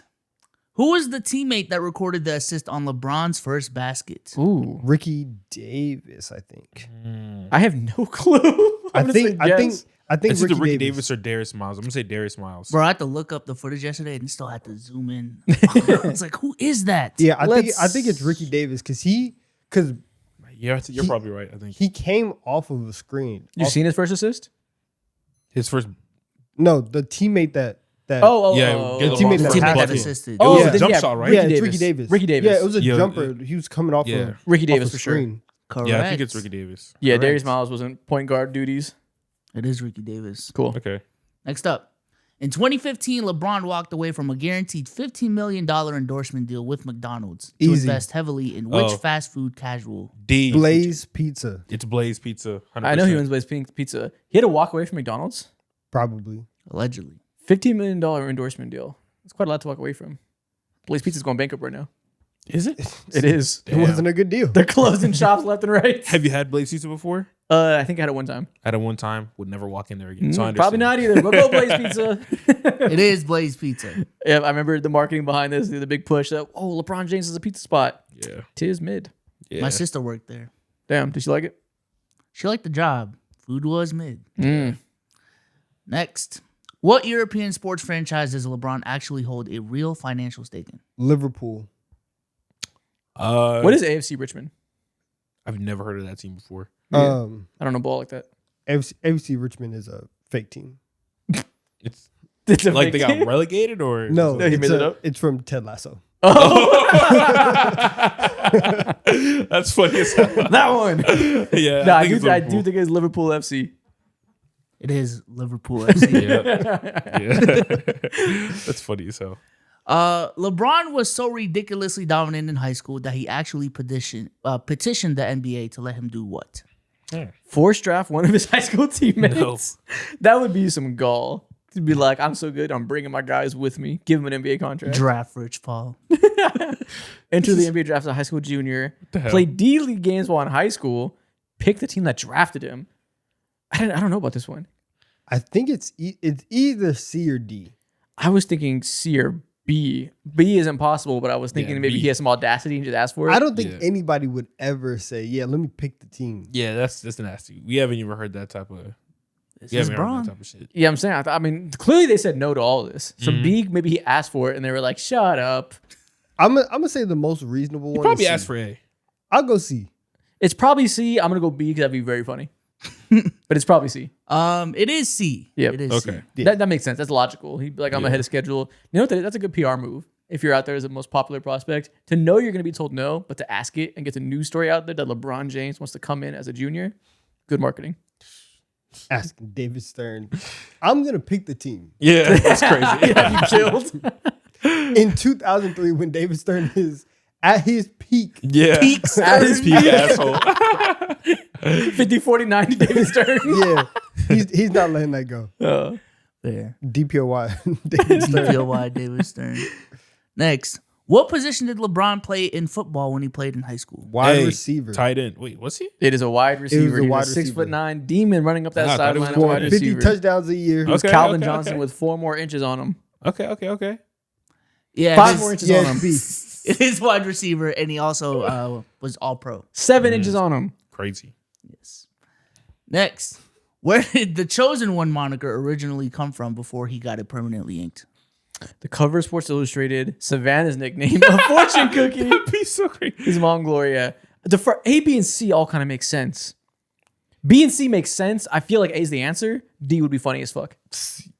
A fortune cookie. I'm gonna go ahead and say It's probably not B. B. I don't think any mom is calling their kid the chosen one. Nah, mom could be like that. Yeah, But that verbiage, they'll say like they'll hype up Baby, the the kid, chosen but the one. chosen one, yeah. that can feels see very that. on the nose. It feels lame to The call your kid cover. LeVar would do it. that. LeVar's insane. He's not Well- precedent for anybody. When your son's LeBron, you Let's not, can't be let's not insane. disrespect LeVar here. It's not disrespect to say LeVar's insane. You said it in a disparaging way. We're gonna prop up LeVar. I have no idea because the cover of Sports Illustrated. It can't be Savannah's nickname. If you call your partner the chosen one, I know that's Oh. SOD. That's even worse than the mom. I think it's the mom. I think it's the mom. I'm gonna say his mom said it. I'm gonna it's say mom. A. I think he got it from the Sports Illustrated cover. I will believe that too. I can't remember. the A or B. I can't remember if it was already tatted before the Sports Illustrated cover. So I'm gonna say his mom. I'm just imagining like anyone significant other calling them the Chosen One. I'm like, ew. Now you're glazing It's the me. ick for sure. Why but is it's my like- What do you Girlfriend want? Why is my girlfriend glazing me? She thinks I'm the greatest. What's wrong with her, bro? It's gotta be A. Yes, it is A. Okay, makes sense. All right, next up. LeBron finally got ejected for the first time in his NBA career in November 2017 against the Heat. Who was the referee that threw him out? Ooh. Joey Crawford. Remember that? No. Oh. I'm gonna say Tony Brothers. Ooh. I'll go Scott Foster because everything Scott Foster does leads to people hating him. I'm going to Facts. think that LeBron is banded together with Chris Paul for mutual hatred of Mr. Foster. Watch it be Kane Fitzgerald. I don't even remember what he looks like. Same. It is Kane Fitzgerald. Oh, I remember him. Oh, that's Kane Fitzgerald. Okay. Yeah. I never knew his name. I've seen him 1,000 times. I never knew his name. There's just one referee I see at the games all the time, and I'm like, yo, you're the referee from 2K. Nice. He's like, Alright. yep. Next, what was LeBron's highest rated TV NBA Finals game? Surely it's 2016 Game 7. Ooh, but 2018 Game 1, a 3-peat, 3 in a row. 2013 games. Ooh. All of these would make sense because 2011, that's when the NBA was really banding around the Heatles thing. Yeah. That viewership might have been crazy. You know what? 2011 Game 7, TV viewership as an industry has been on the decline. I bet it was the older has the highest viewership. So you're saying 2011? 2013? D. Oh, D. you're saying Wow. D. I'm gonna say 20. It's D or B. I would want to believe it's 2018, but it's not because I think that's when like the whole TV. We stuff gotta get our started becoming a macroeconomics conversation. understanding of the media industry here. Exactly. Yeah, everybody. So I'm gonna was, say it's either B or D. 2018. Everybody was tired of Cavs Warriors. Exactly. So I don't think it's 2018. But Game 1. Game 1 probably had juice. People were still just upset Okay. that it was like, oh, Yeah. here we go again, because they were gonna get swept anyways. It was watered down too. They got so- eliminated in 2011 Game 6, right? Yes. Yes. Okay, I think people got up to see the Heatles get eliminated. It has to be D. Yeah, I think it's D. I'll go 2013 B. All right, you guys massively overthought this. It is Damn it. 2016. Damn Game it. 7. Massive overthink. Damn, we don't know shit. The first second we said 2016 Game 7, and we convinced ourselves every reason it's not. Massive overthink. Damn, we don't know shit. I wonder what the numbers are, because I feel like 2011 had to be close. 2016, from when I looked, it was like 31 million viewers. Mm, I think the lowest one from this was, I think it was 2011 Game 6. Damn. Whoa. Damn. We don't know shit for real. Damn, we don't know That's anything. funny. Yeah, I'm gonna have be to look humble. afterwards. But all right, this is the last question. What time did The Decision air on ESPN? Had to be earlier in the day. They had, didn't they? It wasn't like a. Is that a Boys and Girls Club? They had children Exactly. So there? there are kids outside. So. No, but it was I'm gonna say 8 p.m. because they had an hour lead-in show going into The Decision. The So- Decision pregame show. So I don't think that they're not gonna put it at 6 p.m. because listen, if you want to talk about old time TV programming, Okay. 6 p.m. is not gonna happen. They're gonna have the 6 p.m. Sports Center. That's law. Okay. So you have 6 p.m. Sports Cook? Center going into the hour-long NBA countdown. So that's gonna take you from 6 to 7, and then from 7 to 8 is gonna be the he's thing. going in. The So- numbers are. So 6 p.m. Sports Center, 7. So I'm gonna say 8 p.m. Eastern. We'll roll with Rain Man. It's 8 p.m. Eastern. Okay. I think it's. I think the thinking was right. 9 Just p.m. wrong Eastern. Conclusion. It was 9 p.m. Eastern. I got it. Damn. Buzzer beater. Fake valor. Voting process. crying. Yeah, I thought it was 8 p.m. Eastern. I believed you. Last time I believed you, What Rain did they Man. have? What did they have before? You probably were exactly right in the process. It was just a week. It was just an hour later. Yeah. I never seen Maybe. a LeBron trivia like this, man. I need to get back in the lab. 6 p.m. Okay. That's the reason. Now I gotta look at the 2011 ESPN programming. No, They you know what program- it is? He was going off of Central Time. That's what it was. No, it's the 6 p.m. program because they do it 6 p.m. on Eastern time zone. It's in Bristol. I'm 6 trying to to save 7. face for you. 7 to 8. Try to give you an out, but you didn't want to take it. It's okay. The next thing we're going to do, we are going to try to guess the NBA player we're looking at by their jump shot. We've done this once before. I was absolutely terrible at it. If I remember correctly, Mo hard carried us. Now we have B-Souls. Let's see how many of these we can get right. Which player are you looking at to begin? They all look like Joel Embiid. Every time I glance, Joel Embiid. Like, yeah, they all look like Joel I Embiid. see it. You know what my problem was last time? The outline makes them all look skinnier than they are. So I always see Jaden McDaniels. Sometimes I see Malik Monk too much. Yeah. Like So I honestly, feel you. I the last time, like every time I said Jaden McDaniels, Yeah. I see Jaden McDaniels. That high jumper, that has to be Jaden McDaniels. I'm seeing. But they're walking into a three. This is a guard. This is a smaller guy. Wait, no. No, Is this Probably Cat? a wing. no, it's not. It's not Cat. He gets a little bit too high off the ground. I was seeing Scotty Barnes. Oh, I guess it's hard because they look skinny. We can't pay attention to the body type. Scotty Barnes, I could see that. Okay, we can guess Scotty Barnes. That little gather dribble kind of looks It's not Scotty-ish. Scotty Barnes, but I could see that. We can guess that and then go from there with the hints. Oh, it is Scotty oh, Barnes. shit. Whoa, It there we is go. Scotty Barnes. All right, he knows some. He knows Okay. some. All right, Look at there that. we go. There Wow. we go. Trust your teammates, fellas. Special random player. Yes. I never would have guessed that, but once you said it, I was like, okay, it makes sense. We'll give you a guess. Yeah. I thought you were wrong. Oh my goodness. Ooh. Okay. Little Running back Oh. twin. slow dribbles. That is Fader. Anthony Davis.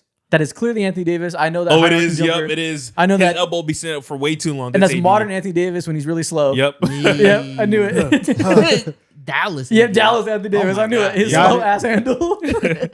That's hilarious. Kobe. Knew that Oh immediately. my bad. Bam. Topical. Ew, who's this?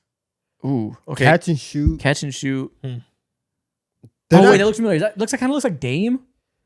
no. Nah. No, Dame not adjacent. I don't It think is it is. Ryan Rollins. It feels like a wing to a. I don't think this is a guard. This guy has long arms. Yeah, because You're right, He's it's not. not- He's not bringing the ball super down. But he is dipping. Not super far though. Who's shooting like this, man? So Kind of looks like Andrew Thought it was Nemhard. Tatum, but he didn't have that hitch. Yeah, it's not Tatum. No. Kind of looks like Andrew Nemhard a little bit. to kind of fade in a little bit. Could it be Dante Tristan, DiVincenzo? Tristan De Silva, maybe? Oh, that'd be a pull. Low key, Dante is not a bad. I kind of think guess. Dante DiVincenzo. No, it's not Dante. Dante, like, Okay. he fires him. He has a lot of power in his shot. Okay. Yeah, this is a. It's a smooth shot. I we have to get a guess on the board and then kind of go from there. Yeah. I wouldn't be super upset with a Dante guess. Throw it on Okay, there. We'll see throw where it. we go. It's probably wrong. Let's get some get some hints in. Okay, what does that say? USA born shooting guard. USA born shooting guard. Okay. Scroll back Okay, up. so they're in the West, but they're not in that division. So we're looking at Pacific Division and we're looking at Southwest. USA born Southwest or Pacific shooting guard. Shooting guard. Southwest. Don't think it's a Laker. Shoot, this one's hard. This is hard. This is Like- not Bennett and Matthew. What does Keegan Murray shoot like? Gabe Vincent. He's not a Hell two. nah. Oh, it's a 2. Yeah. Okay, I missed that. Okay. Yeah, never it's a shooting guard. mind. Oh, shooting guard. Okay. Dalton Connett. Is this Ryan Dunn? I don't know. The B pods. Hell nah. We gotta figure out something in terms of division. Okay, do B pods, then we'll know the division. Okay. Brandon Pajemski, come to me. Even though that it's a right hand shooter. Yeah. Oh, is he left-handed? I didn't even know that. We got nothing. No, West Not Pacific. Pacific. Okay, but that Not lets us know Northwest Division. There's two more Or divisions. Southwest. There's two Southwest more division. divisions. Am I tripping? What? In the West, There's 3 divisions. there's three. Yeah, you're thinking of the NFL. There's 4. Okay. Southwest Division. So this could be someone on the Phoenix Suns is what this is telling me. No. No. They're Wrong Pacific. division. So Oh. we're talking Rockets, Spurs, Grizzlies, Pelicans, Mavs. Ty Jerome. Dorian Finney-Smith? This could be him. I think this might be him. DFS, he's not a 2. Oh, you're right. It's a 2. God, I keep forgetting it's a 2. Oh. We're thinking about guards. Okay. Oh. There's no one on this first. I think I tap out. I don't know. There's not Julian Champagne. It's not Clay. I don't know who. Wait. Clay. Is it Clay? That's Clay. Oh, it's Clay. Okay. Oh. I don't think so. That's Clay. Okay. Let's see. Yep, Klay Thompson. Wow. Okay. That makes sense. Did he make this shot? Yeah, he did, of course. The show's a miss would be Just wanted hilarious. to hate a little bit. Okay. Sometimes I think they show misses. Oh, this is OG Anunoby. Oh, this is Donovan Mitchell. Is it Donovan Mitchell or OG Anunoby? There's not OG. That hand up looks like Donovan Mitchell. Does he do that thing with his foot where he steps Yeah. forward? Yeah, this Yes. is Donovan Mitchell. Donovan Mitch. Mitchell it is. Like a B Souls with an instant pull. All right. Come on, man. Imagine Here we Donovan go. flinging. Donovan There you Mitchell, go. okay. Yeah. Yeah, the follow through you can tell. It's the leg. See, OG does the same thing too, where he instead of like leaving his hand straight, he just curves to the side always. He does, but OG jumps whenever whenever he's like holding a pose. Mhm. Big man. Wembanyama. He's straight emos. Victor Wembanyama. That build has to be Wemby. No, this guy don't be shooting like that. Or is it KP? Are you sure it's Wemby? No. No. He's kind of lurching though. He's kind of leaning I'm seeing him forward. beat Yeah. again, man. There's someone who's It's somebody shooting huge. threes, but it doesn't seem like he's overly. Is he comfortable moving shooting. like- You're right. It's not Wemby. He also looks kind of thick. Maybe a loose jersey. Yeah, I see he has like some type of. Porzingis? No, it's such a slow jumper. Yeah, not Porzingis. Throw. I swear that's Embiid, bro. Go This for could it. be If you- Thomas Bryant, honestly. Chase your heart. If you think it's Embiid, go Joel Embiid. Almost. 30 But 31. he's a center. center. He's 31 years old. 31 years old. But he's in the West. It's not Oh. Jokic. In the West. Brooke Lopez is too old. 31. Center in the So like West. 2014 draft class, what Joel Embiid was. Who is? 31 JV? year old center in the West. No, it can't be. Valanciunas is too slow. He doesn't move side to side like that. Yeah, it's not Brooke Lopez. Hell Again, no, it's he's not. lean. The thing for me is like he's leaning forward, but he is super lanky. He's relocating off ball. Something moving around the perimeter. So it's not like a Brooke Lopez, Valanciunas type. They're not going to be moving like that. He don't shoot threes like that. This guy don't shoot threes like Well, he's doing it. So like he does it a little bit at least. Maybe. Not Lori. Now- Lori's not a 5. that. Warriors. Someone looks like Pascal Siakam, but it's not. Warriors, Suns, Lakers, Clippers. I'm saying all these. Yeah, I don't know why you're It's- saying teams. yeah, I don't know. I'm- I'm not getting anything from I'm that. cooked. I'm cooked. 31-year-old bigs that shoot threes. That actually shouldn't be that hard. It's still in the league, presumably. Miles Turner's not 31, is he? No, can we? He's also- He's in the West, right? He's not 31, but I just want to Oh, put we got Brook East? Lopez just so that we can put a name down. But it's definitely never Lopez. I know. I want to see if we could hit on Pacific a division. Division. Well, we already knew he was in the West. I So know. not Pacific at least. That's Yeah, that's that. yeah, not Pacific. So we have Okay. 2 divisions. So we have Northwest, we have Southwest. Shooting big men in the Northwest and the Southwest. Fuck is this? That's, Kaman that's somewhat Malawash? old. Fuck. That like No, it's not. Fuck. It kind of looks like Chet, but it's obviously not Chet. He's not 31. Yeah. It's not Hartenstein. He doesn't shoot threes unless he did. He's lefty though. Oh, okay. I never remember who's lefty and who's righty. Who? 31-year-old center. That's- feels that- very. that's We're cooking worried me. hell right now. That's cooking me. I List don't know off the if names this is- again, Donovan. That was helping me.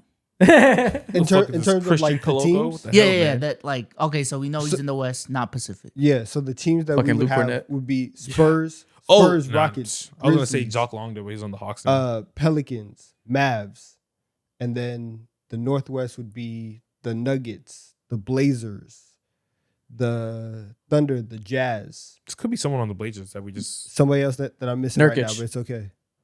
Nurkic. Yusuf Nurkic. fuck it. Let's try it. Yusuf Nurkic. We're cooked, man. Talk to me, Nurkic. Oh, there we go. Yes, You said the sniped Jazz. him. You said the Jazz, and I saw There we it. go. He's There we go. 31. Yeah, You thought he was older? yeah. I What's thought crazy? The he- footage is on the From like Suns. 2 years Yeah. ago. I yeah. thought that he was much older than this. Oh, okay. I probably would have guessed like 33.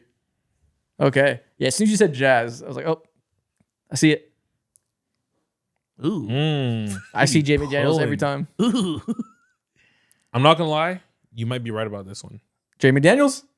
Can I finally get my Jamie Daniels pool the to come guess. together? I think you're right about this. one. Everywhere I look, I see Jamie Daniels, and I do not see it here. Timberwolves. Anthony Edwards. Yep, it's Ant. This it's happened to Ant. us last time. It's Ant. I thought Yep. it was Jamie Daniels, Yep. but it was Anthony Edwards. It's Ant. Yep. Yeah. The Yeah, way he's it's backing Ant. away, it's Ant. It's Anthony Edwards. Yeah, There we he's- go. He looks so tough. Boom. Shoots kind of similar. That is Anthony That Edwards. was a deep three. That's what threw it off. Yeah, exactly. Yeah. His shot form changed. I think we saw the exact one last time. That's not a standard. Yeah. Yeah. Standard. This is previous knowledge. This guy's Wemby? skinny. That's skinny as hell. Is that rookie Wemby? That might be rookie Wemby. That's skinny. Yeah, Man, I type think it in is Wemby. Yeah. Oh, yeah. Damn, you put on some weight since then. You don't Yeah, realize. this is different. They gotta update this, man. Okay. Ooh, slow jumper. Ooh. They're not getting super high off the ground. Mm. High jumper. The high jumpers are always like, it feels like bigs. He looks like he sucks. You know? It's Well, too now- slow even for But now you have to say the next name. Yeah. But I don't know. Maybe he shoots like he sucks, but it goes in. Is this Grant Williams? Nah. He looks too tall. He's too lanky to be Grant Williams. You see some big ass shoulders. That's Thomas Grant. Bryant? Sure. Let's try it. Might be. I don't know. Sure. Why not? Nope. It is a USA born center. But he is Ah. in the Western Conference. And he's Oh. what's the age? 28? No. No. We don't know. Oh, okay. It's not within a couple years, otherwise it'd be yellow. Ah, So it might be a young Western Conference center or really old Western Conference center. okay. Ooh. So what West Center? Kind of is a she like kind of a this? wide base. It's not Chet. His jump shot form is much prettier. It's not Chet. It's not definitely not Jonas Valanciunas. I don't even know what Is that Clinigan's jump shot looks like. Aiton? Hell nah. No, not Aiden. He don't. He don't need that. Aiden shoots middies only. He has like a jump shot. Yeah, he don't It's actually- need it's that actually quite type of pretty. power. Yeah. All right, let's have some guesses Fucking here. Quentin Post. Who the fuck is this? Yo, Loki, Quentin Post. Quentin Post. Nah. Post me up. Nah. Quentin Post. No, but it's in the Pacific. Okay, that's not Sabonis. It didn't list a power forward. Whack. Oh, he's a powerful. Lame. Okay. It's weird. Lame. Yeah. No centers on the Sun who shoot threes right now. No centers on the Lakers shoot threes right now. Kings? It's not Al Horford, is it? No. No. Ew. I know his No. jump shot. Yeah. All right. My bad. I know wow. Oh, I just went through all the teams. Somebody's wrong. Suns. Ew. Who is this on the Suns? It's not Mark Williams. It's a not- center. What? West Pacific. Yeah. Watch this be like that's Jackson not Hayes. He shot a three one time. The Warriors, the bullshit. Lakers, the Guess it. Clippers. Jackson Hayes. He has a little bit of hair. I see as well. That's kind of a giveaway. Jackson Hayes. Getting closer. Wait. What's the number? Jersey 11? number 11. West Jersey Pacific, number 11? USA Center. Pacific USA center that wears number 11. That's so specific. Who the fuck is this guy? Number Brooke. 11. Yeah, it's that's Brooke Lopez, yep. Obviously, that's Yeah. Brooke. Okay. Yep. We We're should have tripping. known. We're That's tripping. Oh clearly my Brooke. god, dude, my brain is. I don't know melted why I right went to now. young, but it's super Yeah. old. What team Okay. is he on right now? The Clippers? Clippers. Yeah, he's on the Yeah. Clippers. okay. I forgot about the Clippers too. Okay. This who's this guard? Damn. Oh, Tyrese Halliburton. Look at that dribble. Look at that wide ass dribble into the jumper that's all high. Tyrese Halliburton. Halliburton? Nah, it's not. I don't know if it's weird enough. I don't know if that's how. Yeah, it's not weird Yeah. enough. Nope, it's not. Okay. That really wide dribble though. He's not a super tight ball The handler. dribble, yeah. But it's kind of look like at a the wing shot. though. Yeah. maybe Oh, it this is is Quentin Grimes. This is Quentin Grimes. He's such a straight up dude. He moves like real uptight. Oh, it is Boom. Quentin Grimes. There you Yeah. go. Perfect. On that. Damn, I just slandered Okay. Tyrese Halliburton's handle. I know. He does have a loose ass handle. It's great, but it's super loose on the sides. Okay. Real prototypical jumper. Methodical. Okay. You know what? Yabusele? Yabusele. That's What? Wait, that's talking crazy. about. Look at his hand. He does something with his hand after. Who's out here emoting like that? Oh, It's not Mikhail. it might be Mikhail. It might be Mikhail. Who did the little shimmy thing? They shoot and I remember someone doing that. I only seen Steph. do Dennis that. Schroeder? Try Mikhail. I think it might be Mikhail. I don't. It's not Mikhail. It's not Mikhail? Okay. It's not Mikhail. You put that in my mind, I believe you. We can put Mikhail's name down, but it's not His it's base not- is like. We just gotta start with something. I don't Kinda think that's an wide. emote. I think that's just how he shoots. He's in the East. Small forward / shooting guard. East small forward / shooting guard. Could this be someone on the Pistons? He looks a little lanky. I don't know. Malik Beasley?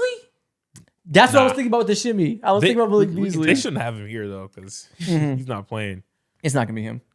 You just want to put it anyways. Yeah. Wait, but the number. That's Paolo Banchero, number 5. That is Paolo Banchero. it is. Yep. Yep, It that is Paolo. Yep. PB with a J. There we go. Yeah. There you That go. is Paolo exactly Banchero. Paolo, correct. Yep, that hate follow through and that wide stance. That's Paolo. Yeah, I should have known based off the stance. God damn it. Yep. I think we did a decent job today. Okay. We got through. We got more right than we got wrong. yeah, Yeah. Some bad Not guesses, mad but at it it. wasn't too bad.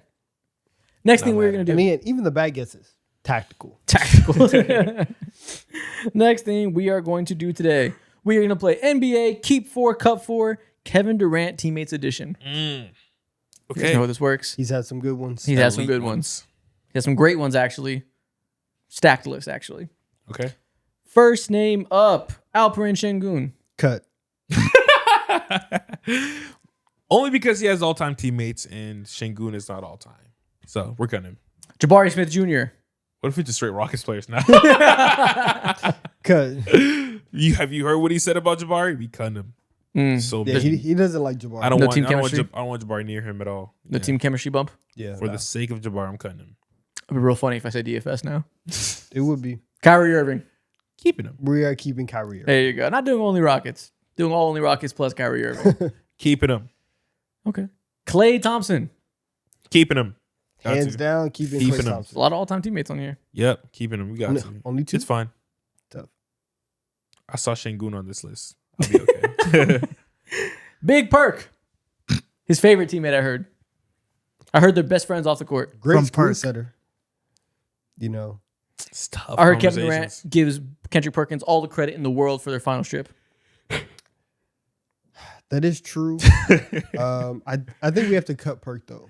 Unfortunate. Sadly, man. Unfortunate. Sadly. You know, Pour one out for Big Perk. yeah, James Harden. Keeping him. we're keeping the left. Got one cup, one keep. One spot left in We're each keeping side. it very even. You are. I like where we're at. Some might say you're being conservative. Maybe. Some might say you need to take a stand. Okay. Some might say you're weak. These are good shots. I practice these shots. Okay. Draymond Green. Cut. Damn, why you say it without even thinking? Called a weak. He had to get out Oh there. my gosh. He had to get overcompensate. Mm-hmm. What Now did we say? I'm cutthroat. You can't cut Draymond immediately. You got to think about it at least. For Kevin Durant teammate list, What if he threw a Nick Collison or something like that? I give me Nick Collison over Draymond Green as far as Kevin Come Durant on, teammates. man. We're Draymond trying to Green- win at the end of the day. He ran him out of the country. Listen, Out of the country. listen. He ran him off the West Coast. We are cutting Draymond Green. Fuck. All right, we're cutting him. If you cook me, Last name Ben Simmons. He likes Ben Simmons. You saw those DMs. He loves. you Ben know what? You're Simmons. right. At least he did pass. You're right. He misses and respects Ben Simmons. This is nasty though. He hasn't been with the Nets in 5 years. Still wants to play with Ben. Sounds like he Simmons. liked playing with Ben Simmons more than Şengün. I think if KD had this list, he would agree with it. If he was here right Probably. now, he would be like, Probably. Yeah, facts. you probably did exactly what yeah, KD would do. teammates who he liked playing with, for sure he would agree. You guys exactly nailed it in the mind of KD. Okay. You entered that mind. How does it feel?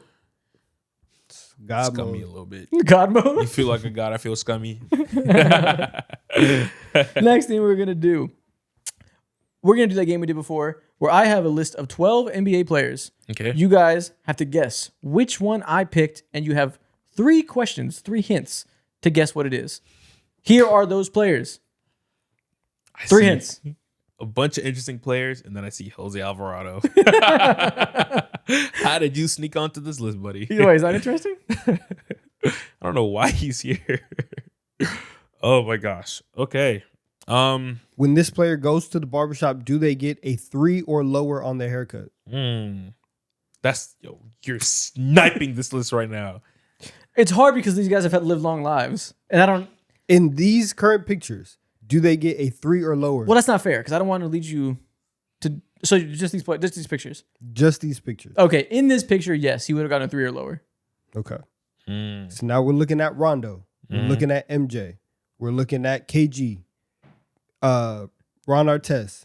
Dennis Rodman. And you eliminated the 2 dreadhead guys, Yes. and you eliminated Kareem Abdul-Jabbar, and RIP Jose Alvarado. Yes. Didn't last long in this video. Okay. But at least okay. you made it. That's what counts. 3, 4. Okay. Pretty much everybody else has short hair or lower. Even my white boy. This. Are we counting that as a 3? It could be. I think don't so. know. I'm not familiar with the lengths of. As a regular 3 guy, that's not a 3. Yeah. I Okay, think that's so. too long? Eliminate That's him. like a 6. Oh, okay. Yeah. I haven't gotten a haircut with a number like that in a long time. Usually a 2-3 guy. I haven't gotten a number haircut since I was like 14. That's all I get. Still? Yeah. Oh, okay. No, not like on the wall, but like the guard. Okay. You trying to on the wall? Yeah. Point He's it like, to give me out. Give me the little bill. What you want? Okay, so you've eliminated Sometimes those work too. though. you've eliminated 5 players. Okay. Oh, That's okay. funny. So we got Rondo, MJ, So we have some questions here. Dre. You only get 3. 2 more questions left. Ooh. What can we use to eliminate?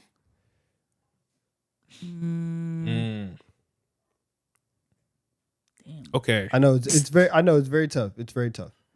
But let's see. So Ron Artest, Dennis Rodman, Draymond, and Jordan have DPOYs, Yeah. and also Lambeer. Does Lambeer have a DPOY? You eliminated Lambeer. Yeah, he's not. Sure. Oh, yeah, we did. Should we ask if this person has a podcast? Who would that take out? I don't know if that's good because it would just take out Ron Artest. That would take out Rodman. Ron Artest. Yeah. Does Ron Test have a podcast? I feel like he could. I don't even know. That's why the podcast question is always Everybody has weird one now. 'cause, yeah, it's super saturated. It take off MJ and Rondo. Rondo's never had a podcast? I don't even know. I don't think so. Should we Like ask? had does this one, player, maybe as a guest, yeah, but Yeah. had one. Should we ask? Does this old school player have a clone in the league right now? I feel like that's so open ended. Does he have a clone? I wouldn't know how to answer that. Like guys who just like you see shades of Rondo and XY. 2K build? Yeah. Shades. Don't ask that. I don't know what to say. Shades of D book. I could snipe someone, Does, but let's go away from that. I can't remember. Does KG has a DPOY, right? Yes, I believe Yes. so. Oh, wait. Right? Oh, Right, wait. yeah. Yes. So we can ask DPOY and cut out Rondo and Zebo, Yes. and then get down to those Okay. 5 right Is that your there. question? Let's do it. Let's do it. Are we cool with that, B-Soul? Yeah, yeah, that's fine. Let's do it. All right. Does this player have a DPOY? Yes, he does. Okay. All right. So it's MJ, KG, Initial 5. Okay, you got Dre. 5 players there in the middle. Does Ron Okay. Artest have a DPOY? No. No, right. He No. did. I thought. Does he? Nah. No. I don't think he does. No. No, there's no chance. Yeah. So it's he did. Dennis, KG, Dre, and MJ. All right, 4 cool. names left. 1 question. I ain't gonna lie. How will you narrow it down? Damn, none of them have a podcast, though. All these guys are mean, Actually- bro. Draymond has a podcast, KG has a podcast. Exactly half of them have a podcast. which Huh? honestly is Michael all I'm Jordan- trying to get it down. Michael to. Jordan doesn't have a podcast, but he has a like 1 podcast episode. They're stretching across NBC. Does that count? It was a 5-minute interview. Also, does Don't get me Dennis Rodman started. have ever had a podcast? He I really probably don't know. has. He probably I has. will guarantee you He's does. probably had every job under He the is sun. Exactly. He has sat in front of a mic and yapped at some point. Oh wow. Okay. So we're trying to cut this down. Are we trying to cut this down to a 50-50 proposition, or are we trying to find the guy? I'd rather find the guy, but the odds of this right now are kind of tough. 'Cause one of these things is not like the other. Like I would ask, does this player like do some form of media right now? But There's could only cheat and say one MJ current does it. player. One current player, one bad offensive player, one GOAT, 2 Hall of Famers.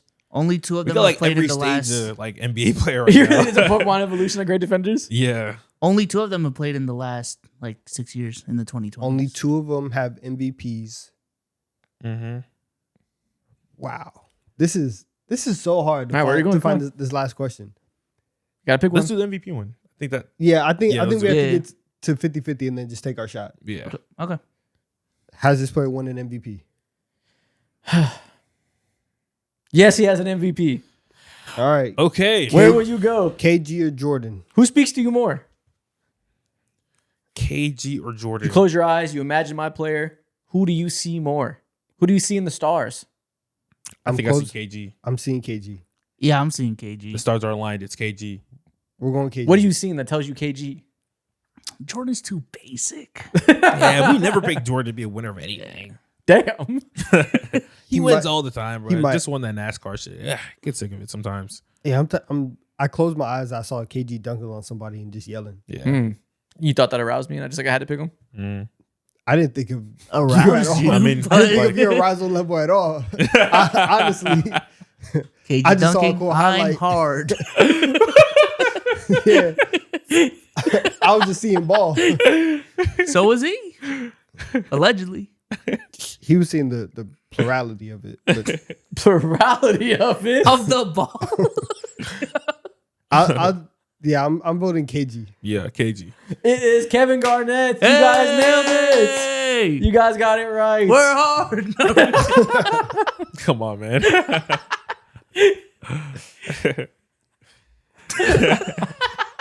Who said we're hard pipes? Okay, next thing we are going to do. We're going to divide ourselves into teams of 2. Me and B-Souls versus Mo and Donovan. Thank goodness. I want to be on this team. Team hard over here. I'm going to pick a category. Mo, you pick a category and text it to Donovan. B-Souls, I'm going to text it to you. Okay. Both of our teams are going to have one category, right?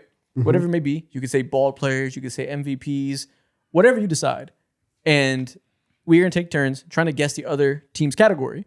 And a way to do that is I'm going to say, does blank player fit in your category? You tell me yes or no. So all you can do is guess individual players and try to see who can get each other's category first. Okay. Okay. All right, Let's say, Send that text over. okay, V-Souls, what do you think about this one? Should we do this? Yes. Okay. Yes? Yes. Okay. You guys got your category? Nope. I'm sending in right now. L texter. Never mind. LT Mobile, man. Let's go. Oh, you got T-Mobile too? They didn't see that, but I did. The Fox. I love F-Mobile. Why are you doing that right now? You just wanted to do that. Nothing happened. Yes, he did. It's my go-to emo lately, man. I've never seen you do that. I think your go-to emo is the Jeremy Kane thing. I just changed my emote settings last night. Oh, okay. so- Okay. It's your new thing you're trying out? Yeah. Okay. My bad. That's 4 in a row. So you have a category? Is a category a player, or is it just I'm not like gonna lie, something you're in not general? even It's a hitting category it. like ball players or something like that. Okay, cool. I'm not even good. So he does not got that shit on. Are you Wrist okay? has no motion. That's mad. You gotta work on that some more. He looks like I know it's your first day. with that being your he emo. looks like he's doing it, but like in the Lego movie where they just move around. Okay. No fluidity. I know it's day 1 of that being your new move, but you can get back in the lab a little bit. Work on that. I'll try it out one more time before we end the pod. Okay. Some redemption. You guys good? Yeah, let's do it. Okay. Can I get LeBron James? No. No. Damn it. We'll take turns picking. Okay. Can we get Shea Gilgeous-Alexander? No, you cannot. No. That'd be so your turn. Can we get Michael Porter Jr.? No. Damn it. Hell nah. Can we get Steph Curry? You cannot. Can we get Steph Curry? Yes. Yes. Yes. you That can. didn't think about it though. So it's something Not something- shooter. something a little debatable. Yeah. Not light skinned players. Yeah. Not pretty players. Under Armour not athletes. goats. Okay. So, So I asked, no Bron, no Shea. Or Yeah, I asked Shay. Who'd you ask? I asked Steph Curry. Okay. We got Okay. Steph. Can we get Draymond Green? Low key, but not exactly. Kinda. You can kind of get Steph Curry. I mean, Draymond Green. yeah. You can get Draymond Green at some point of his life. Could be maybe a shooter. That's the most honest way I can answer without fucking you up. Okay. Okay. Oh, we got Steph Curry. He was a decent scorer. Can we get Magic Johnson? No. Are you thinking anything yet? I'm not thinking anything. I was possibly thinking Under Armour. Nah, No. that's too obvious. Nah. It's undebatable. He said Draymond at a certain point in his Yeah. life. Just don't think about it too much. I don't want. That's a Okay. little hard. Okay. So, I asked if we can get who did I ask we get? I almost forgot. I said Draymond earlier. Yeah, that's a Draymond. Draymond. The only name you have is Draymond. So Can we Yeah. get a whiteboard just to track the names that we You can write No, down I your got phone. it. Yeah, Draymond. Oh, you Yeah. want a whiteboard? Yeah, we can whiteboard. Yeah. Oh, I thought you said white boy. I'm like, oh my god. No. We are visual learners here. No, I was like, why do you need Cannot- a white boy specifically to fucking keep track crying. of this? Cannot keep this up. Okay, so All right. you guys have Draymond. We have Curry so Yeah. far. Yes. That's all you have. Okay, so just think of a name. All right. So I got Dre. Yes. No. All right. So we have And then you had Draymond, Steph. And we said we have no to Shea, no to Steph. Yep. All right, man, there's a lot of writing. Yeah. And okay. Could we have LeBron? No. No. Hell no. All right, be sold. Hell no. Okay. Can we get Zion? No. No. Damn it. All right. So we have literally nothing to cling on to right now. So we gotta like have some random ass trade. Can we get Tyler Hero? Nope. Damn. Yeah, at this point on, we gotta just keep rapid fire names. Don't Damn. think about it too much. Can we get Giannis? No. Okay. Can we get Paolo? No. Okay. No Paolo. No Paolo. It's my turn, right? Okay. Can we get Jose Alvarado? No. Nope. Damn. Can what? Nope. Okay. Can we get Tyrese Maxey? No. Can we get Charles Barkley? No. What the fuck did they pick? Can we get Hakeem? No. Damn. See, with mine, you're not gonna get it until you get it, and then the rain's gonna. When it rains, it pours with us. Okay. Can we get Draymond Green? No. No. Okay. This is so dumb. Fuck. Can we get Reggie Miller? Nope. No. I was trying to see if there's like. Can talking we about the get Bulls. Shea? We already guessed that. Am I tripping? No, they get Shea Okay. a little bit. Sometimes, but Yeah. Shea-ish yeah, Shea-ish. Yeah. sometimes. So it's a behavior-based thing, I think. Can we get? Let me guess. Okay. Hold on. You got it? Got a name? Okay. Earlier they said Draymond-ish, but not really. So don't think about it like that. He said Draymond had this at one point of his career. So I'm thinking maybe is it behavioral kind of like someone who's like kind of chill? Maybe. Yeah, someone who's like relaxed, mellow type shit. Type shit. Yeah. Mellow type shit. Type. That's my guess. I'm gonna ask. If I were you, I'd ask, can we get Carmelo Anthony? Can we get Carmelo Anthony? Oh, you went mellow. Okay. Yeah. No, you cannot get. Actually, Same thing with Draymond. no. I don't think it'd be fair to call him that, but something to make me hesitate. Okay. I'll say no for Carmelo, but I could see if you disagree. Okay. I think I know where we're going. Mine's kind of hard to pin down. Okay. I think I know where we're going. Can we get? Do you think it's about likability? Likability. Can we get Kobe? No. Okay, never mind. I was thinking maybe is it a fan favorite and Shea? It's like sometimes. Can we Yeah. get Tim Duncan? No. That was like quiet guys. We have Curry and Shea-ish. Curry, Shea-ish, guards, MVP. No, but sometimes. So Yeah. Shea's always a guard. Yeah, yeah. I thought it was Aura Farmer, but Shea always farms. Clutch-ish. Oh, Shea's not. He's always okay. This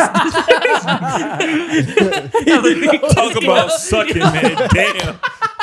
What the hell was that? They already said no to Delay. Kobe. Oh my god. Oh They my already god. said no to He's Kobe. always clutch. We already asked LeBron. LeBron's clutch. Oh my god. That was crazy. My bad. Damn. Do you think it's annoying players? Annoying. Chase sometimes annoying. Nah, once you, I think, so Let's help each other a little bit. yeah. It's not as much behavioral Okay. as you. Okay. Do you think players who have had braids? Steph has had braids. That's funny. No, but Steph would be sometimes. Shay would be always. Yeah, if I just 5 guess, we're still reaching. Anderson Varejao? No. No. Hell no. Can we get Anthony Edwards? No, Wow. Okay. this is tough. Wow. Okay. Can we get? Damn. Can we get Anthony Edwards? No. No. What the hell is wouldn't this say so. category? I wouldn't say so. Yeah, no. This category makes sense. You'd be like, oh, Y'all pick some bullshit. Yeah. Nah. We No, didn't. Something it'll very make like sense. It'll very make like sense. general. So I should be able to get this. It's not too crazy. Yes. Yeah, Okay. you should. Like you You went should. easy on me. With Curry? Low key, ours is somewhat easy. Okay. Mm. Mine is. I don't know if mine's easier or not. I don't even know. Okay. Can we get? Do we ask about Klay Thompson yet? No. Can we get Klay? No. God, I'm telling you, when you get it, you get it. Can you Yeah. get Shaq? No. No. Okay, that laugh is not. Oh wait. No. It's not no The one's laugh told me a ball. lot about it not being Shaq. All right. Can we get Jason Tatum? Nope. No. Are these good teammates? No. No. Oh, but is it close? Because you kind of hesitated. No. Okay. No. Damn it. Not behavioral.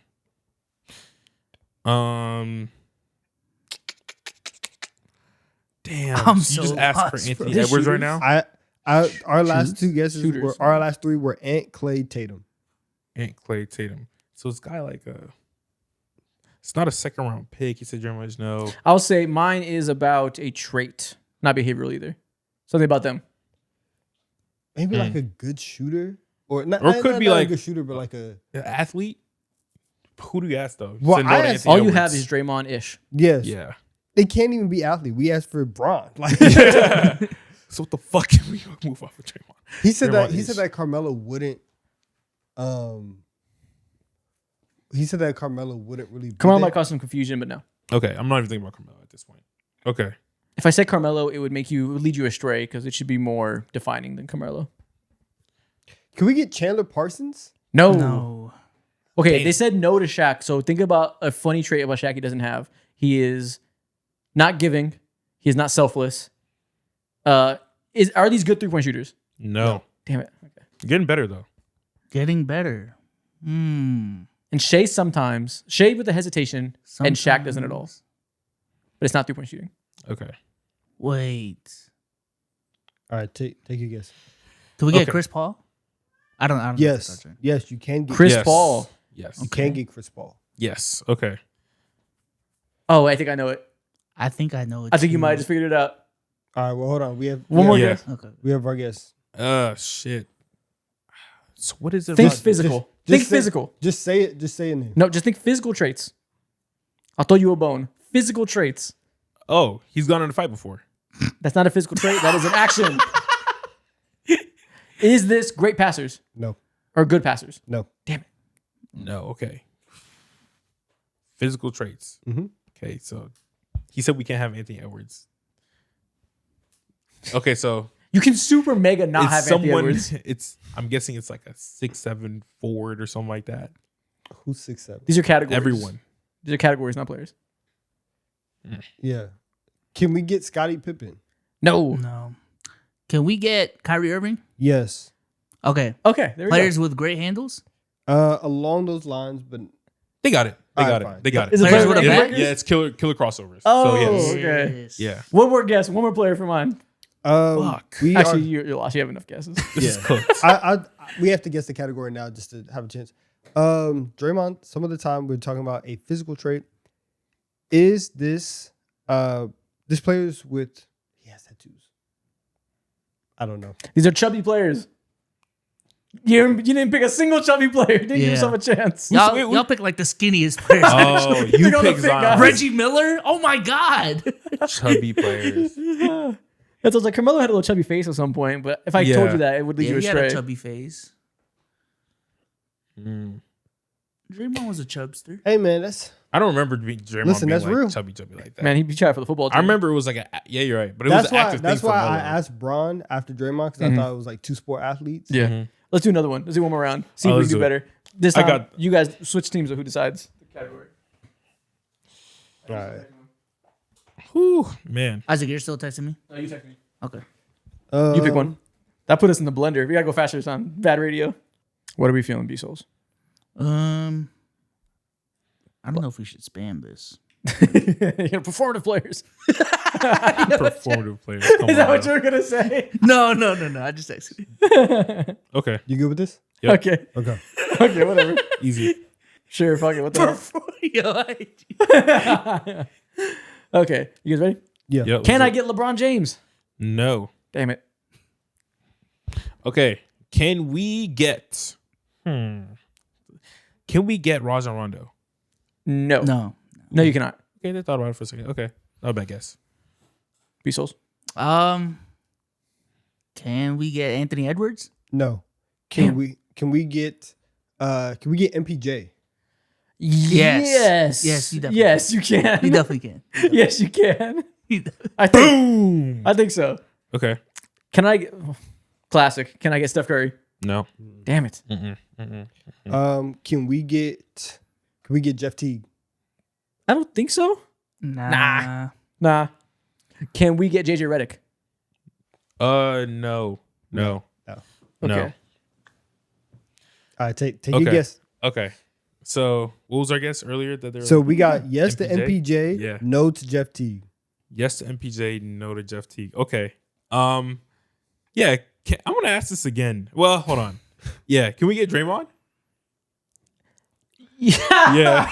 Yes. Oh my God. Yes. Yes. For one specific Yes. moment. For one specific moment. I forgot about that. For one moment that lives in infamy, you can have Draymond Green. Okay. It's a definition of if you know, you know. If you know, I won't say anymore, but Okay. probably unfortunate. Okay. You know too much. Damn. Okay. Can we get Chris Paul? Yeah, you can get Chris Paul. yeah. Why not? Okay, you my can. first get. Why not? You can. CP3. Can we get Jamal Murray?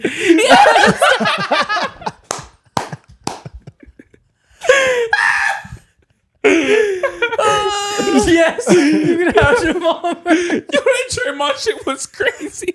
What the fuck? Bro, I was like 16 scarred. Shut up. Yo, shut up. Oh my god, that's crazy. Okay, we have CP3. Oh my god. Are these players who are assholes?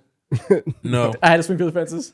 Oh, do I still get a player guess? Like, I don't even know how to ask. yeah. Let me get, can I get James Harden?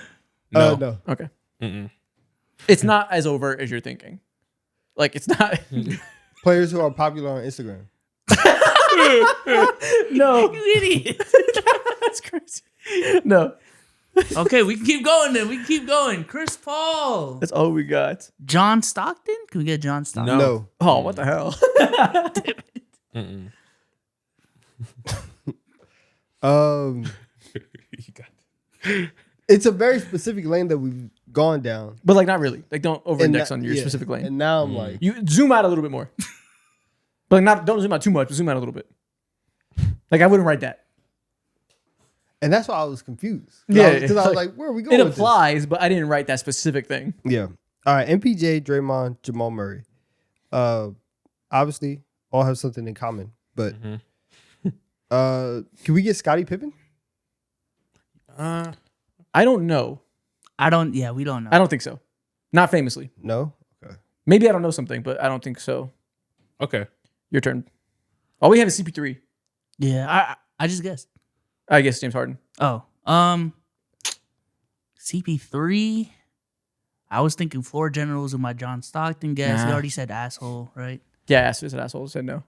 Was Was that close? No. Okay. Paul George? No. Mm-mm. And what could this be? I don't know. Small players? MPJ, Draymond, Jamal Murray. Draymond. Um, Okay. You're like one player away from getting it. Okay. I don't know who the last in like the Four Horsemen is.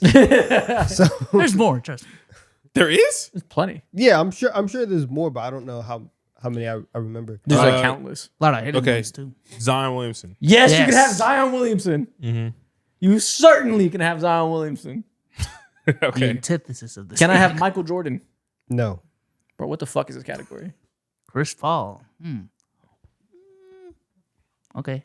Zion. Is his teammates of James Harden? No.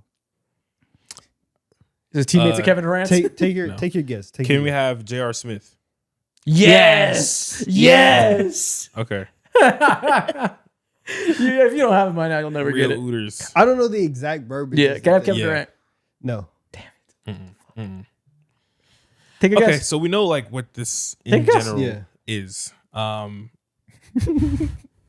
You should have it. Is this players you want to like censor sometimes What? Wait. because they just like do too much? No. Oh. Okay. No, Okay. I wouldn't say that. I thought you said something else. Never mind. nah, censor. Okay. But we have nothing right now. I was going down a line. Oh, wait, ask this. Can we have zero? Can we have Jason Tatum? No. Yeah. No. Is this players with famous social media moments? No. No. How are y'all not getting this? It's a kinda what the crazy. fuck? It's a personality trait. I was Guys, thinking players in commercials for them. Is this but- players in commercials? No. No. Is this just freaky NBA players? Yeah, Yes. it's We got freaking horny guys. Yeah. It's freakazoids. Okay. Just the freakazoids? Freakazoids. Okay, cool. That's funny. It's freaky NBA players. If y'all had asked for Wait, we still have one more guess. It's not players in commercials. It's not great passers. Still only got It's Chris not- Paul. I'll give you one hint. He was probably the closest to being on track when he said floor generals. Okay, I said great passers. Playmakers. Is this? Are these point guards? No, I know. We already asked point guards. Oh well. What is Yeah. it? It's 2000s guards. Oh, Yeah. okay. That's difficult. Well, you guys got the freaks. I was hoping that you guys said at least two names and then you would have went down like the rabbit hole. I know that's crazy. We got nothing. The Jamal Murray guess killed me. Bro. That was so funny. That was crazy. That was such a lucky string of names. That was crazy. Yes. We got a bad hype too. With that being said, that is the end of this episode. If you're still here, comments. Were you there for Draymond? Come on. Do not on, comment man. about your experience. Come on, man. Just have a good day, man. Just have a good day. Enjoy your life. Enjoy the weekend. And eat wings with bone in them, please. Yeah. Work harder. Spend the 5% extra of effort you use. Tell us how you're gonna spend your weekend. Tell me how you're going to strive for greatness via wings with bones in them.